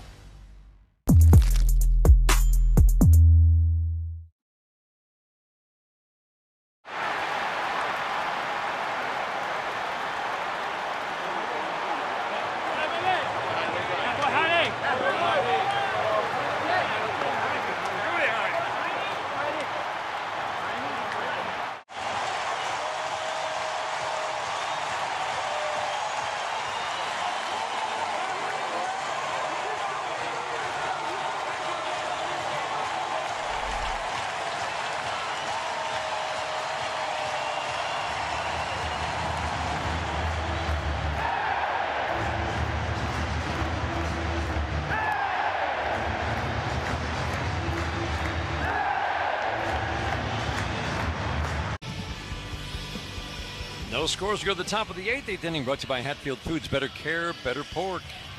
Dan Dickerson, Andy Dirks, so glad to have you along. Hoping for a pitcher's duel tonight. We got it. Boy, did we. I'm kind of ready for the Houston Astros pitchers to give up some runs, though. 2 starters combined for 13 innings of scoreless work. Tarik Skubal, 7 innings of shutout work. Hunter Brown, the Detroit native, 6 innings of shutout work. Kyle Finnegan takes the mound. Pitch and change brought to you by your Southeast Michigan Ford dealers. Think Ford first. There'll be a pinch hitter to face him. Kyle Finnegan has been outstanding in his brief time with the Tigers. Coming in the 8th inning of a scoreless game, A.J. Hinch clearly ready to use both Finnegan and Vest almost interchangeably in the 8th and the 9th. Jesus Sanchez. First pitch, splitter for a strike. Andy, that pitch has just been money for Kyle Finnegan. Without question. Run that four-seamer up and down, move the four-seamer around the zone, and then the split at the bottom. Sanchez has got some pop. Really struggling since being traded to the Astros. He takes a splitter down. Tigers felt like they could unlock a little more swing and miss from Kyle Finnegan. And it's been both better strike throwing. The strike throwing was pretty good with Washington. It's been better strike throwing, more swing and miss, and a higher strikeout rate in 7 2/3 innings so far. Fastball 97, that's a big part of it. Using it down as well as up with the splitter. And it's a good one. Well, if you think, Sanchez is up there and he thinks, okay, here comes a split. Anything down, let it go. And then they throw that fastball in the bottom rail at 97. You don't have time to react to it. It's by you. Sanchez, big production against righties this year. He's at 270. Nice power numbers. Just hasn't been able to hit lefties. Came over from Miami in a trade at the trade deadline. Finnegan works from the stretch. The 1-2. Swing and a foul tip in and out of the glove of Dylan Dingler. The final line for Tarik Skubal. Just another 7-inning start with no runs allowed. That's all. Brought to you by Figer Law. All they do is win. 7 innings, no runs on 3 hits, 2 walks, and 10 strikeouts. 9th time this year he has struck out 10 or more. The 1-2, swinging a line drive, foul. He almost tucked that inside the left field line. Yeah, there's a splitter just at the bottom of the zone. He waited on it nicely and just kind of guided it down the left field line, but it had enough tail on it. A little bit of slicing action on the baseball. Pushes it foul. And that's a good break for the Tigers there, for that ball to go foul. Left side of the infield shifts to the right. Andy Ibanez pinch hit for McKinstry. He's now in at third. Sweeney, the shortstop, up the middle. The outfield plays Sanchez to go the opposite way quite a bit. 1-2, line drive deep and foul, and you can see why. Peppering the left field line and now deep into foul territory down the left field line. Green shades toward the line. Perez in center field has made 2 nice running catches onto the track and at the wall in center field. He shades way over toward left center. That puts Kerry Carpenter into the right center field gap. Scoreless in the 8th inning, the 1-2. Swinging another foul. He's making some good pitches. These are impressive fouls from Jesus Sanchez. 8th appearance for Kyle Finnegan with the Tigers. No runs on 2 hits in 7 2/3 with 1 walk and 10 strikeouts. The 1-2. Splitter away.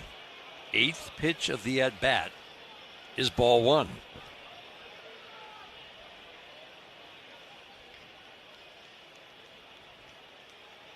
Finnegan places that left foot in front of the right when he sets, kind of turns the upper body away from home plate. The 2-2, and swinging a soft ground ball to second base. Torres 2 steps to his right, fields and flips to Torkelson. 1 up, 1 down here in the 8th inning of a scoreless game.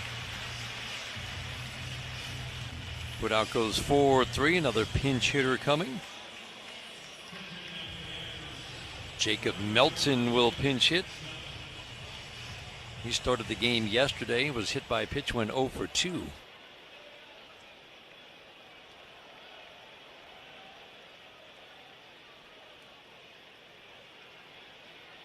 See if Finnegan can dial up a first pitch strike here. Against a lot of these hitters, when they're coming off the bench, they want to be very aggressive, Dan. Most guys that pinch hit, you really don't want to just groove them something down the middle of the strike zone in case they run into it. Throw something away, something down, something up. First pitch to the lefty. Fastball up, and man, it's been interesting at the top of the strike zone. Carlos Torres says strike 1. That's a little bit above the belt.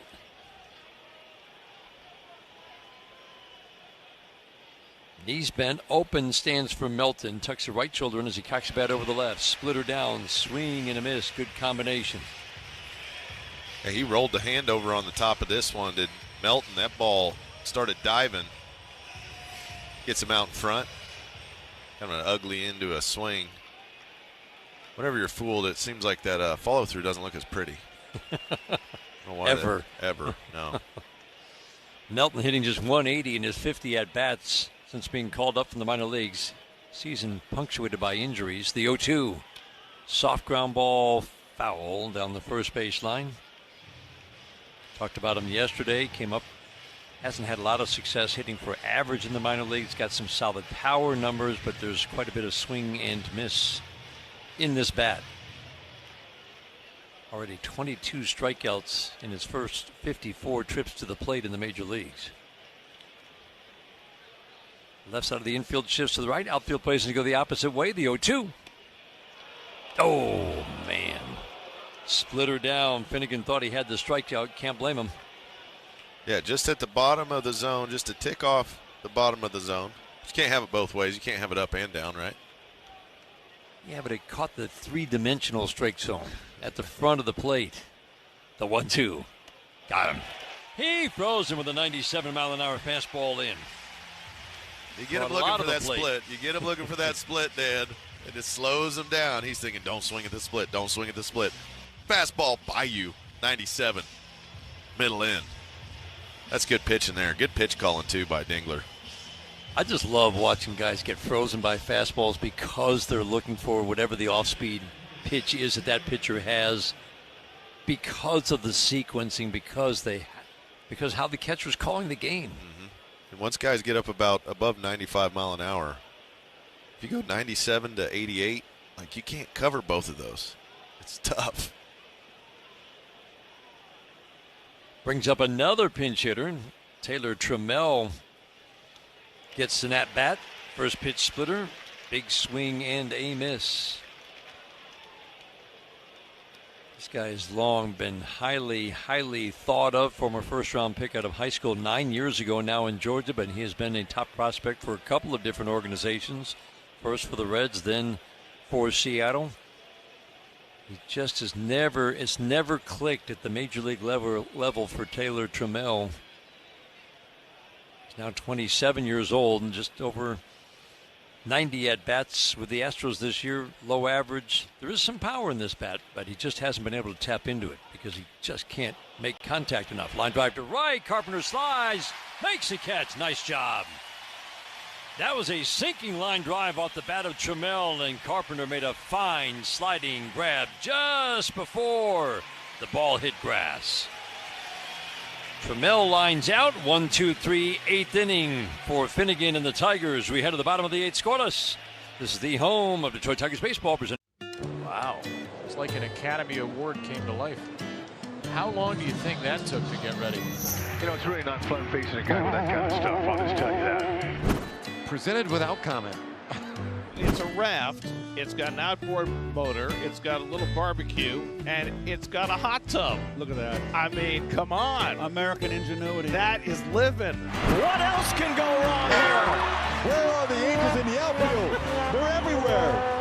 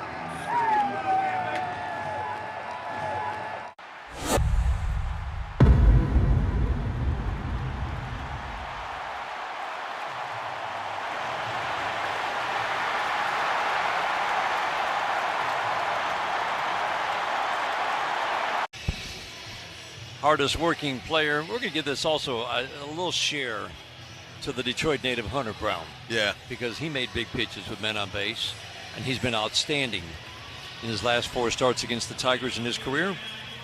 Are proud to support Detroit Tigers baseball, the hardworking people who make it possible. Skubal and Hunter Brown will share this, a little bigger part of the share to Tarik Skubal. Yeah, one more inning. Because he's our guy, and one more inning. Yeah.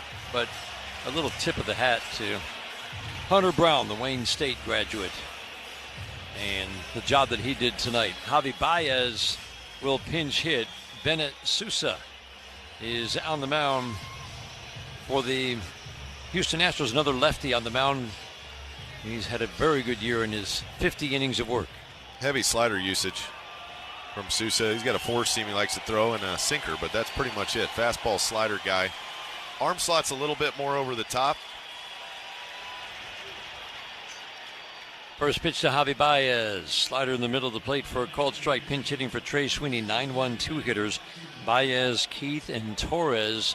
Scoreless game in the bottom of the 8th inning. Yeah, lefties really don't hit this guy well. That's why you see a pinch hit.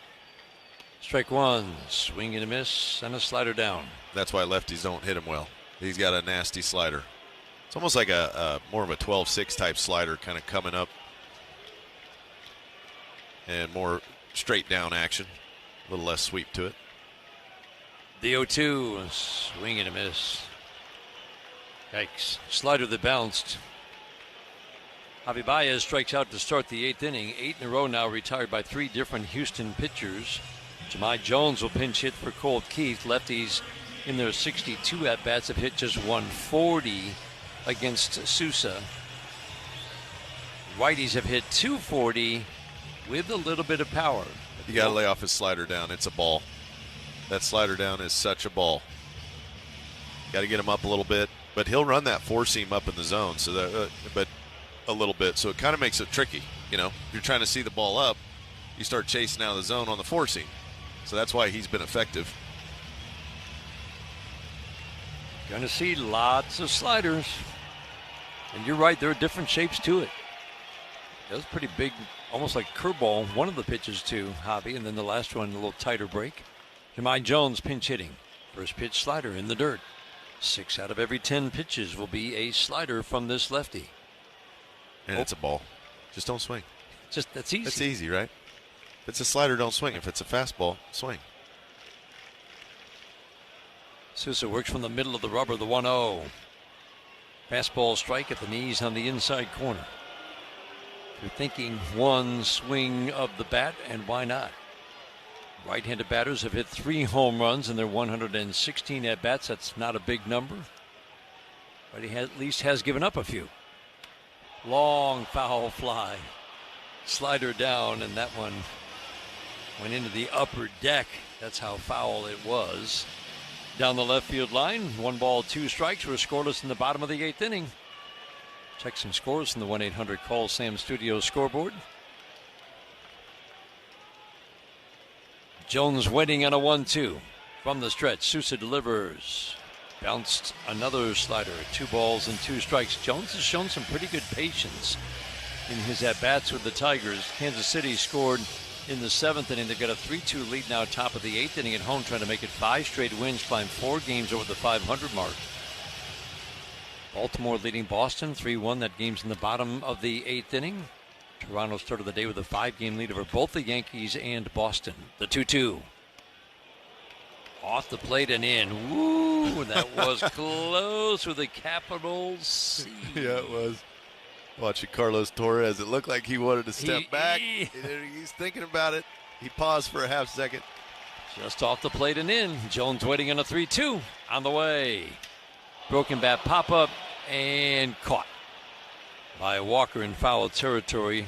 Crossed right over the bag and made the catch about 1 step foul in front of the bag. Shattered bat pop-up. Tigers had opportunities to score against Hunter Brown. First and second, 2 outs in the first. Torkelson bounced out. First and third, 1 out in the third. Carpenter lined into a double play right to Walker. Could have been more perfect, easy double play. McKinstry had a leadoff triple in the 5th inning. Tigers could not get him home. Brown continued to make big pitch after big pitch with men on base. Gleyber Torres takes a slider away. No score, bottom of the 8th. Sousa sets, holds a glove at the belt, the 1-0. Slider misses away. So just lay off the slider, attack the fastball. Yeah, that's it. Pretty much your hope. He's thrown 1 slider for a strike so far. Places that right foot in front of the left when he sets, the 2-0. There's 2. Slider for a strike. But when it's a strike, it's up. You see the one Jemai swung at, he fouled it way off, but that was a hittable pitch. So if that slider's up, you can tap it. But if that slider's down at all, it's always a ball. Now Torres swings and misses at a slider down, falls across home plate. 2 balls, 2 strikes. Anytime a guy's got an elite spin pitch, it's usually a ball. Yeah. But it looks so good out of the hand that it's really hard to not swing at. Shakes his catcher off, gets the sign, and sets the 2-2. Away. Heck of a take. Gleyber Torres 2 for 3 tonight. Line drive single and a little flare single off the starter Hunter Brown. Then a solid swing, but a deep fly ball to center went right to McCormick last time up. Nice to see a couple of multiple hit games for Gleyber in his last 3.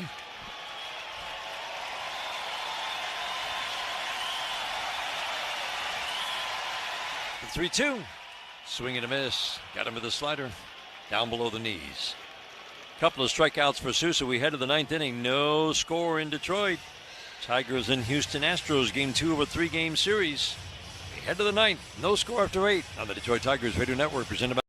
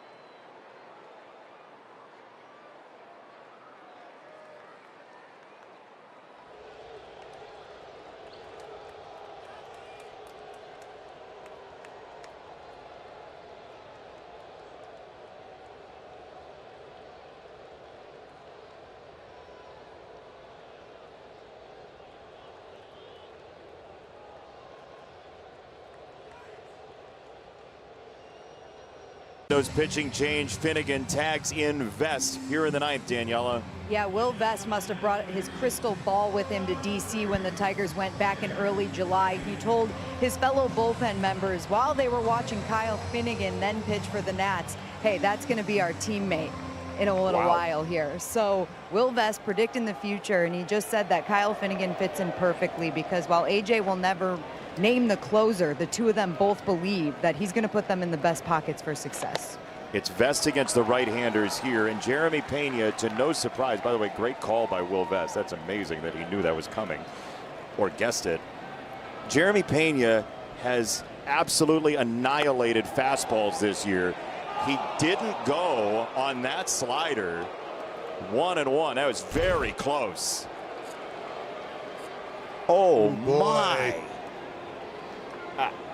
That's why we need a definition of what a swing is in the rule book. Yep. No. Oh. Ay. 2-1 on Pena. Boy, that changes the at-bat in a big way.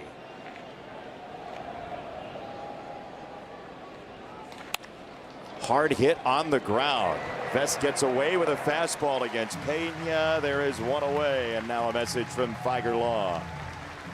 You want Feiger Law on your side when you've been injured in an auto accident. For over 70 years, we've been there to deliver the money you deserve. Feiger Law. All we do is win. One down, Carlos Correa.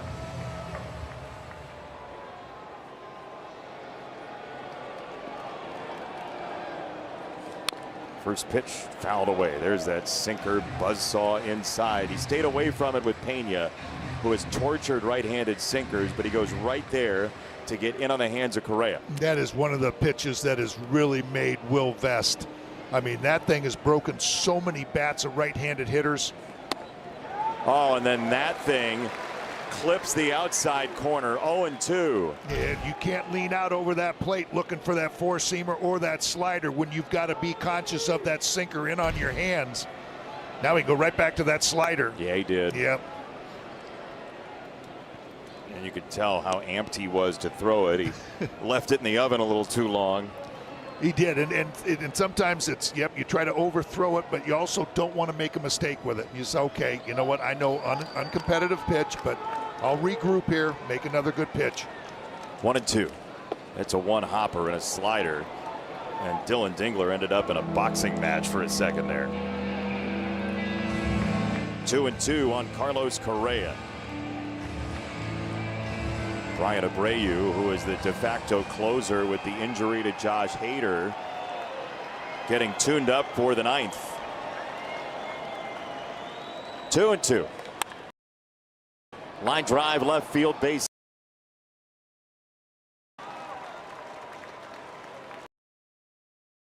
They were trying to stay away as much as they could. This one just leaks down over the middle of the plate. Fuera. Ike. You haven't seen Correa do. Usually he was hitting ground.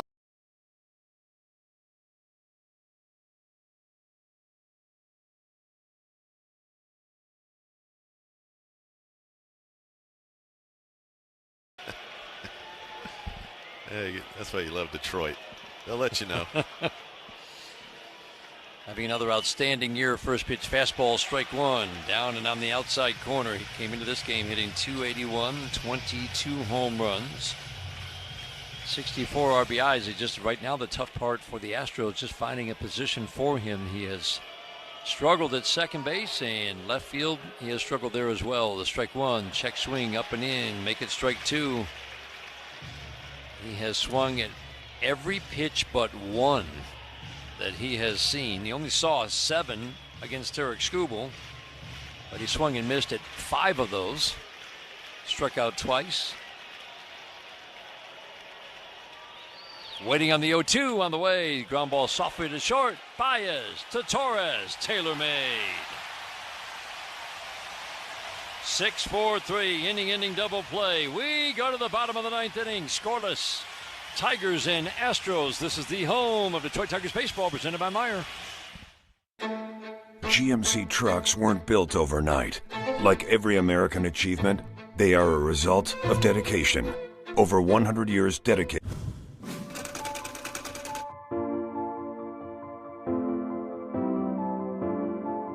We wanted to introduce something new.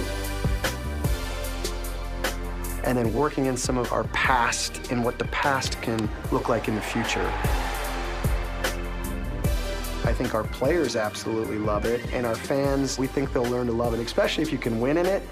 You know, that kind of solves everything.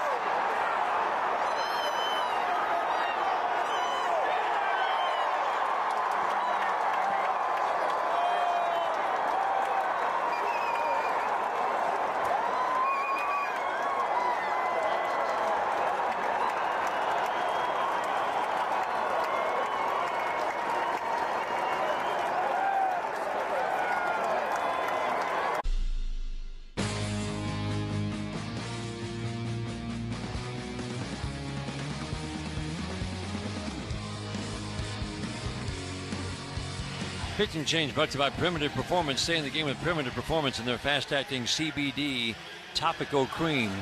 Astros lost a good one. Their closer, Josh Hader, likely out for the rest of the regular season. They're still hoping he might come back in October. Shoulder injury, but they've still got a pretty good one, Andy. Brian Abreu. It just hurts their depth. Brian Abreu, big power arm, will now be the closer, and he's pretty good. Yeah, he is. He throws really hard, upper 90s on the four seam, nasty slider, and basically nobody has done much damage left or right. OPS is hovering that like 525. That's low. Range, somewhere in there. Carpenter batting, first pitch, 96-mile-an-hour fastball. His average fastball is 97. First pitch here misses low. Again, Josh Hader has closed out almost every win. He had picked up the majority of saves. Now Abreu getting the opportunity. The 1-0. Fastball away. Not everybody is always comfortable in this role. Abreu has just one save. He has never been in the closer's role. The stuff certainly would seem to indicate that he can handle it just fine. But you do see it from time to time. Ninth inning is different than the eighth. This isn't a closing situation, but it is a 0-0 game in the bottom of the ninth. The 2-0. Soft tap foul, slider in. Carey wanted to launch. Little dribbler, strike one. He will spray a little bit, but his whiff rate, I mean, he gets a ton of swing and miss. Strikes out like 13.5 per 9.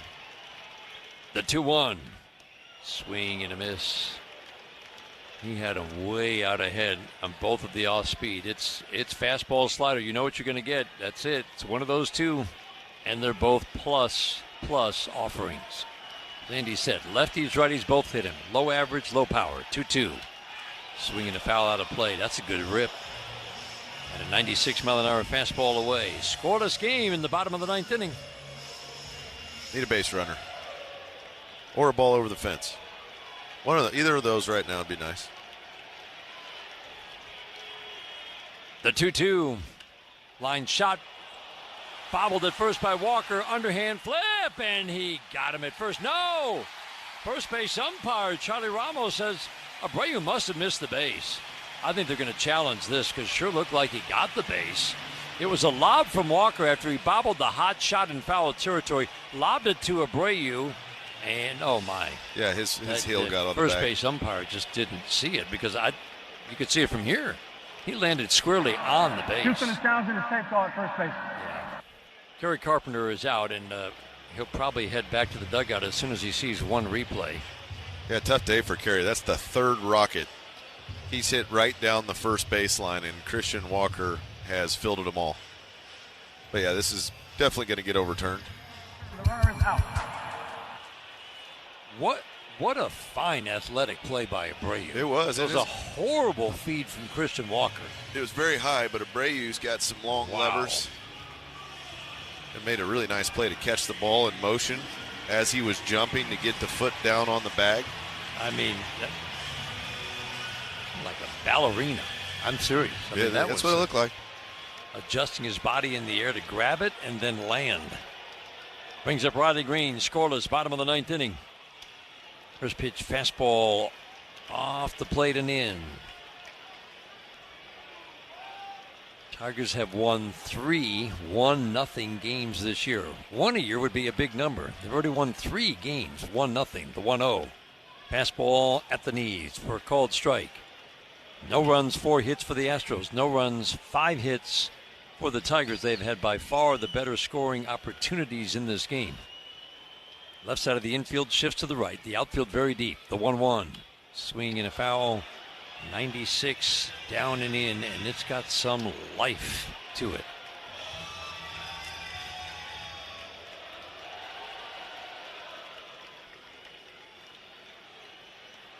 Torkelson waiting on deck.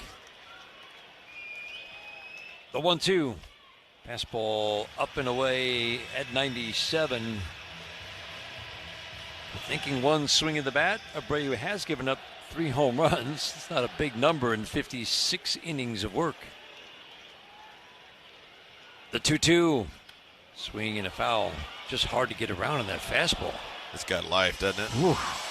gets down the hill. He hides it pretty well. Kind of fire shoots it out from behind his right ear.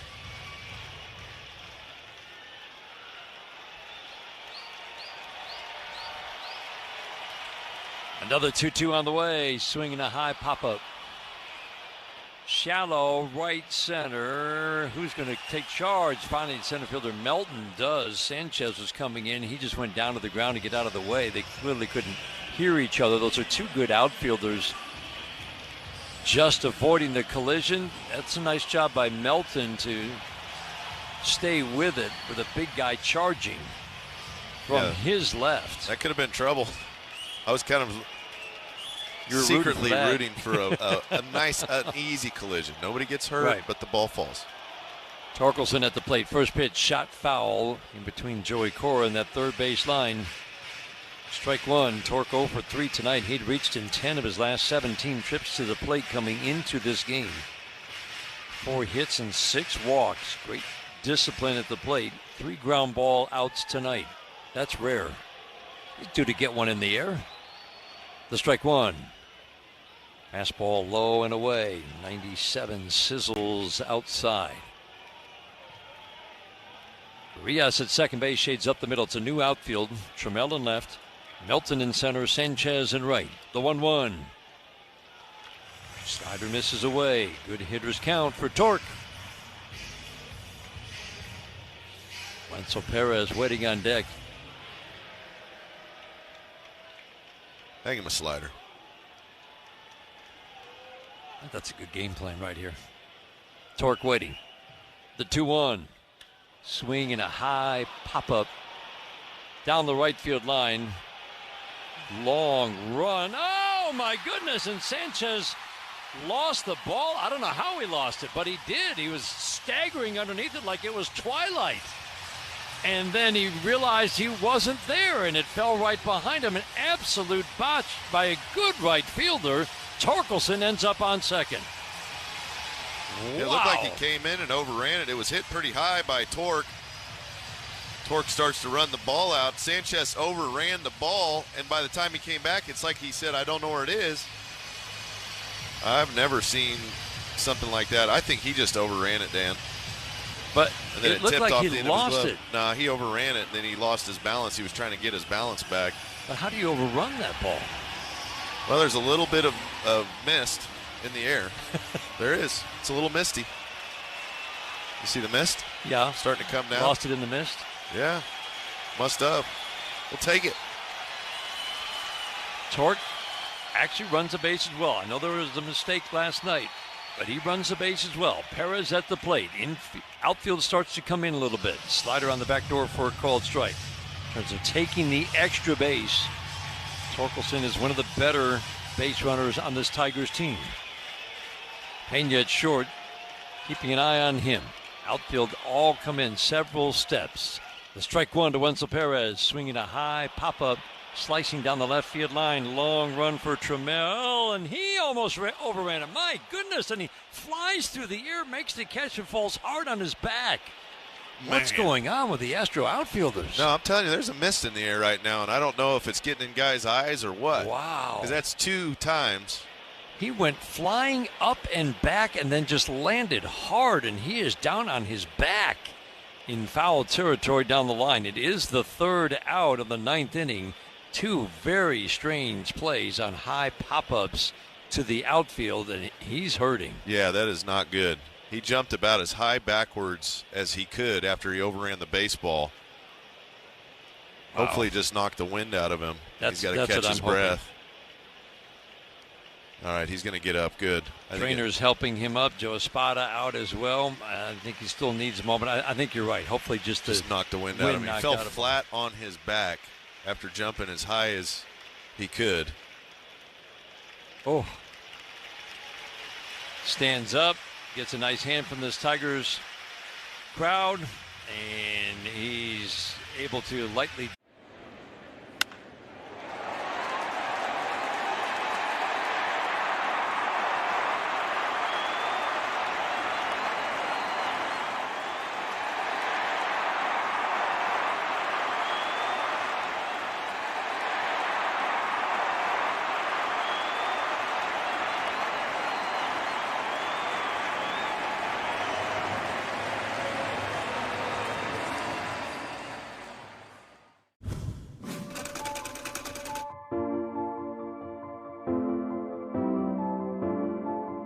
we wanted to introduce something new.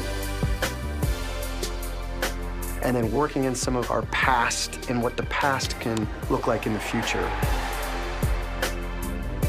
I think our players absolutely love it, and our fans, we think they'll learn to love it, especially if you can win in it. You know, that kind of solves everything.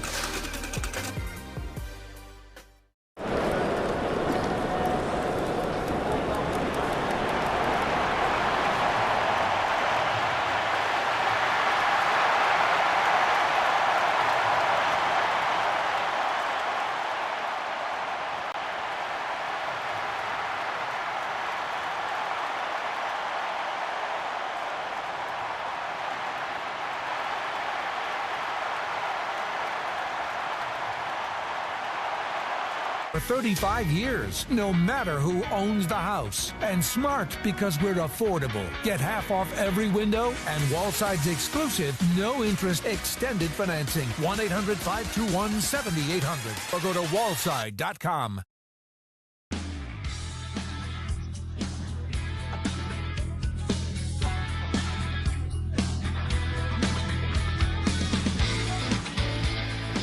Christian Walker facing Will Vest. First pitch slider at the knees for a called strike. Extra inning runner is Jose Altuve. Does not have great speed. Doesn't run the bases especially well. The strike one. Check swing and a slider down and away. What would you call this? A heavy mist or just kind of a mist? A normal mist. Isn't the normal You're puzzled mist. by it though. But it's blowing like all over the place. I don't know if the flags are limp though. It's crazy. I don't know what's going on around here.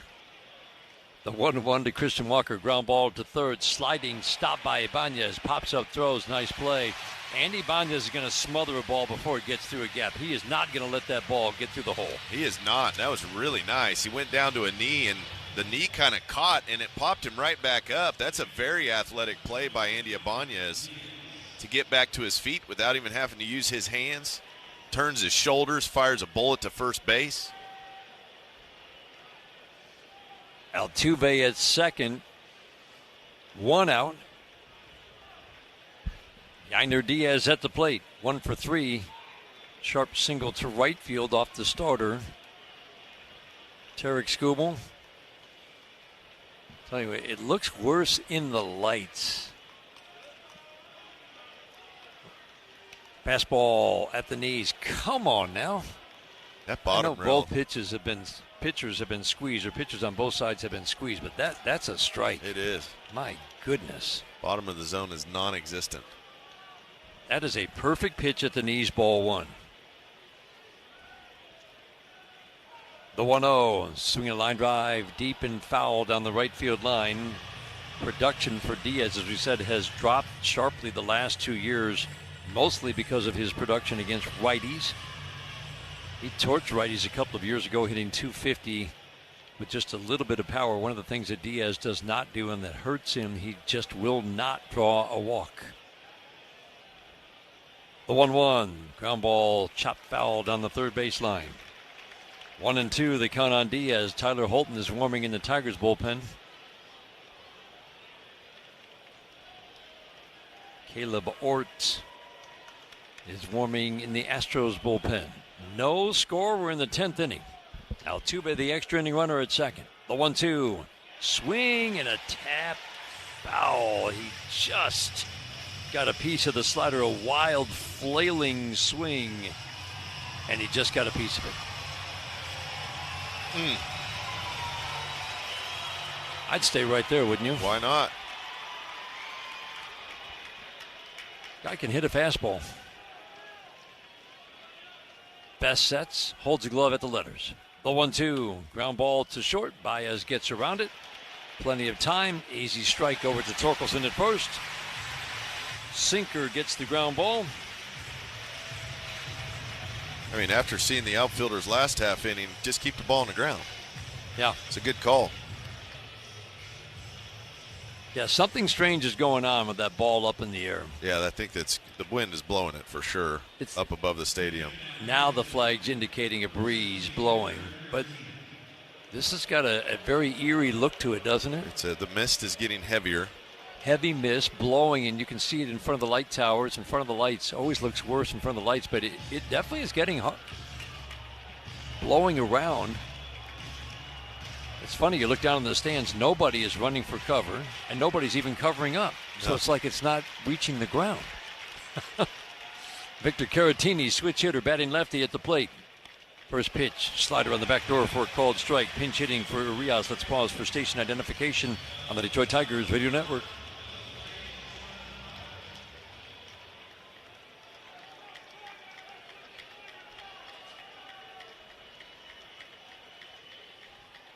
Best will use the inside move, turn and look Altuve back to second base. Baez keeping an eye on him. Anya's deep and off the line at third. The outfield shifts to the left just slightly. Green is in and toward the line in left field. Perez shades toward left center, out in center. The strike one to Caratini. Check swing. Did he go? My goodness. First of all, that's a strike. Yeah, it's kind of like. And then on the appeal, did not go. And that's right there. Could have been a strike two different ways.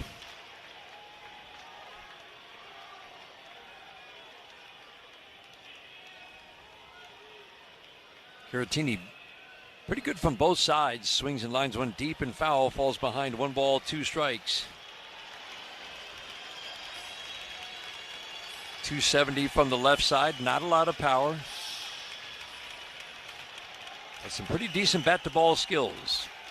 Pretty aggressive hitter. If this pitch is close, he'll be swinging. The 1-2. Bounce the slider. 2 balls and 2 strikes. No score. 10th inning. Astros trying to avoid a 4th shutout in their last 5 games. Hunter Brown, Tarik Skubal both put up zeros. Brown for 6, Skubal for 7. The 2-2.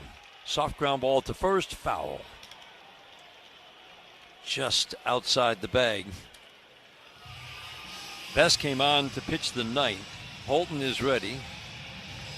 Ort looks like he's coming on to pitch the 10th for the Astros. Best has gotten 5 outs. So far, just 25 pitches in the 2 innings. Caratini waiting another 2-2 on the way. Swing and a miss. He got it with a 96-mile-an-hour fastball. Buried it below the knees. Got the swing and miss. Tigers bat in the bottom of the 10th inning, trying to walk this one off against the Astros. This is the home of Detroit Tigers baseball. Get ready for Tigers baseball with Carbliss, a premium ready-to-drink cocktail in a can. 0 carbs, 0 sugar, 0 gluten, and just 100. Claro, 95 años transformando tu vida a través de la conexión. Do you see yourself maybe one day after baseball, like maybe food critic, food writer? I would love to do that. That's the plan. I've been doing it ever since I was in the big leagues. It's just fun. It's fun to interact with people like the fans, because a lot of my followers are baseball fans. Mm-hmm. So it's nice to interact with them on a topic that's not baseball. A lot of people seem to rally around that. I mean, who doesn't love good food? To like build this for them and spend the last year of coming up with this concept and getting it off the ground and getting everybody here, like it just feels really good to have everybody coming and experiencing the thing that we've been working so hard on. To be able to like take the experiences of Comic-Con and add that to a card show just is really fulfilling, because as somebody who grew up going to card shows and still goes to the same card show in the same church basement in Trumbull, Connecticut every month, like it's great. Card shows are amazing, but to be able to add all of this experience is what makes this great.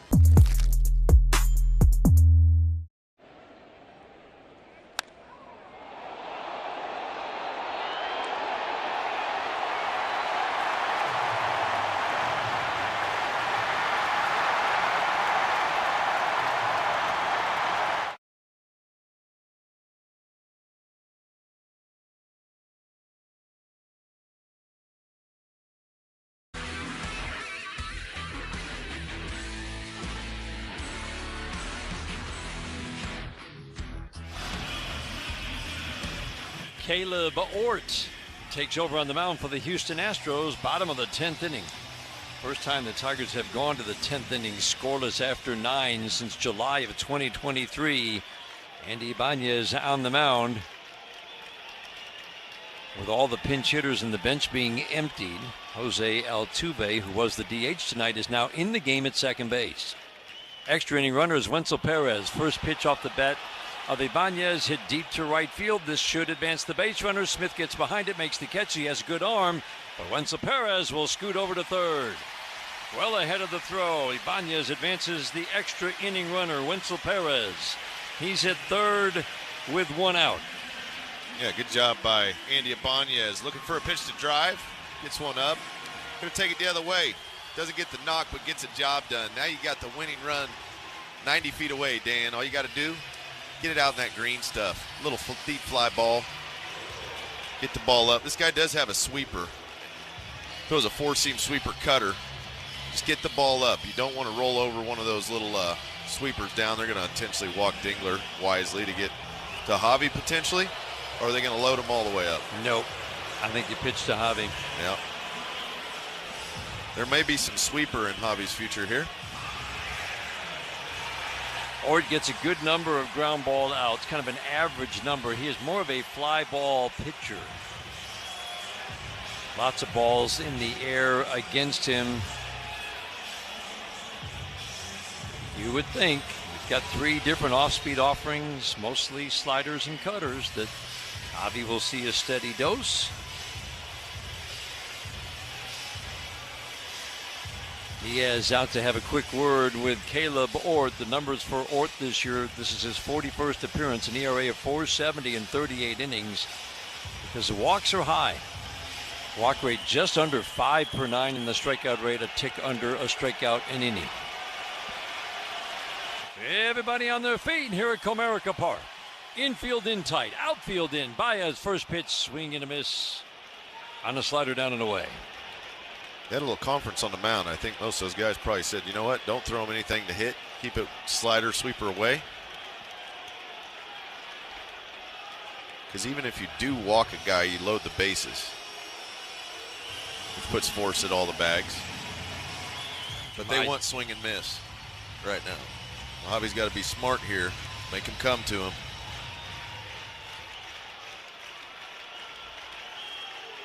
Outfield way in. Javi waiting on the strike one. Line drive deep and foul down the left field line. He missed with a sweeper that time. Left it over the middle of the plate. Javi pulls it foul, but that was a very hittable sweeper. That was the one. Just a tick out in front of it. See if he can battle up, get a ball in play somewhere.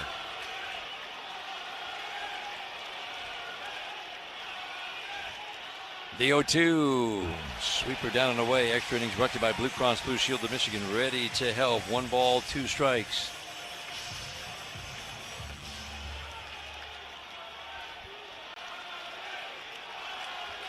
Altuve at second base. Shades up the middle. Correa Pena in tight on the left side. The 1-2. Swing and a foul out of play. Fastball up and out of the strike zone.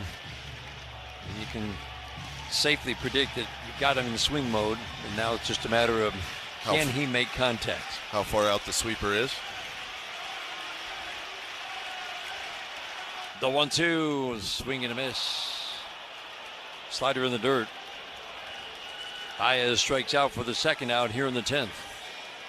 That'll leave it up to Jahmai Jones. 0-0 tie in the bottom of the 10th inning. Last time the Tigers went to the 11th inning scoreless 4 years ago in September. Jones is going to try to end it right here. Came into the game as a pinch hitter in the 8th inning and popped out. First pitch. Sweeper down and away. He's shown good plate discipline his time with the Tigers. Big production against lefties. Facing the righty, Caleb Ort. Righties have hit 200 with a little bit of power against Ort. Dingler takes second on defensive indifference. The 1-0. Fastball away. 98. The good hitters count for Jahmai Jones. Winning run is at third base in the form of Wenzel Perez. Dingler at second, but Perez the only man who matters right now. Ort sets the 2-0 in the dirt. Gleyber Torres waiting on deck. 3-0 the count on Jones. Mist swirling around Comerica Park. Ord is going to go to that plate behind the back of the mound, dig his cleats in, settle back in on the third base side. Glove on the left, hit ball behind the right, gets the sign and sets. Holds it for a beat, the 3-0. Bounced the slider. Jahmai Jones draws a 4-pitch walk. That loads the bases for Gleyber Torres. Interesting thought there. He was trying to get him to chase sliders down and away. 4 pitches in a row. Jahmai wasn't biting. But that's going to push you right into Gleyber Torres, who is a very, very good bat-to-ball skill guy. He's not going to chase. Outfield gets to back up with 2 outs. Torres with 2 hits today, first pitch. Sweeper has him turning out of the way at the bottom rail, a rare called strike at the knees. It was there. Torres deep in that right-handed batter's box, upright stance, tucks the left shoulder in, cocks the bat high over the right. The strike one. Sweeper away. He's not going to chase that pitch. He's waiting very for careful. Fastball to hammer. He's being very careful, Ort is right now. Keeps throwing sweeper away, sweeper away, sweeper away. Ort gets the sign and sets, holds a glove at the letters, the 1-1. High, big miss with a 97-mile-an-hour fastball. Good hitters count for Gleyber Torres. 2-1. No place to put him. He's feeling the pressure now, Ort is. Big miss while the heater there. Torres waiting on a 2-1. Bases loaded, 2 outs in the 10th. The 2-1. Perfect sweeper down and on the outside edge. That's incredible. He found it. To dot it like that, down and away. Still got to make a pitch here. Torres waiting on the 2-2.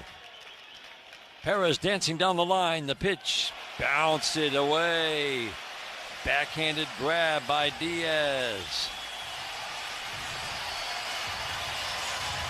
Bases loaded. 2 outs. 3-2 the count on Gleyber Torres. Tigers trying to walk it off. Scoreless game in the bottom of the 10th. Everybody on their feet here at Comerica Park. Ort sets. 3-2 pitch. No, he walked him. Tigers win. Bases loaded. Walk to Gleyber Torres. Tigers pour out of the dugout to mob him at first base. How about it? That's what plate discipline will get you, even with 2 outs in the 10th, Dan. Ort kept going sweeper away, sweeper away. He wanted no part of it. Nice plate discipline by Jahmai Jones and Gleyber Torres. We'll keep it right here. Tigers win it 1-0. Some quality at bats against a guy who known to spray the ball. That's right. Jahmai Jones especially. Yep, that's how you stay within yourself. You don't need to be the hero who hits it over the fence to win the ball game, and that's good self-control by Jahmai Jones and Gleyber Torres. And that's 2 victories in the series in 2 games. Won the first game, 10-0. Now come back after that kind of victory yesterday to win a 1-0 ball game in extras. Shows you the versatility of this club. 4th 1-0 win for the Tigers this year. You might have 1 or 2 every year, maybe. And then you see, okay, you got the bullpen today. When that bullpen is fresh right now and you can run Finnegan and Vest out there, how good does that look? Oof. Will Vest worked 2 innings after Finnegan worked the 8th inning. Will Vest worked the 9th and the 10th. The Tigers have shut out the Astros. The Astros' 4th shutout in their last 5 games. Gleyber Torres draws the bases loaded walk, and it was not close. Well, Kara Wolfbauer's down the dugout with Dylan Dingler to talk about this one. Kara. Thanks, Dan. Dylan, first of all, not always the way you picture an exact walk-off win, but 2 walks kind of to start bringing it in. What does that really say about the discipline of this Tigers offense? Yeah, we had a good plan all day. Obviously, Hunter Brown's a really good pitcher, one of the best in the league, and he did a good job today. But I felt like even in the beginning part of his outing, we were putting up good at bats, and then especially off those relief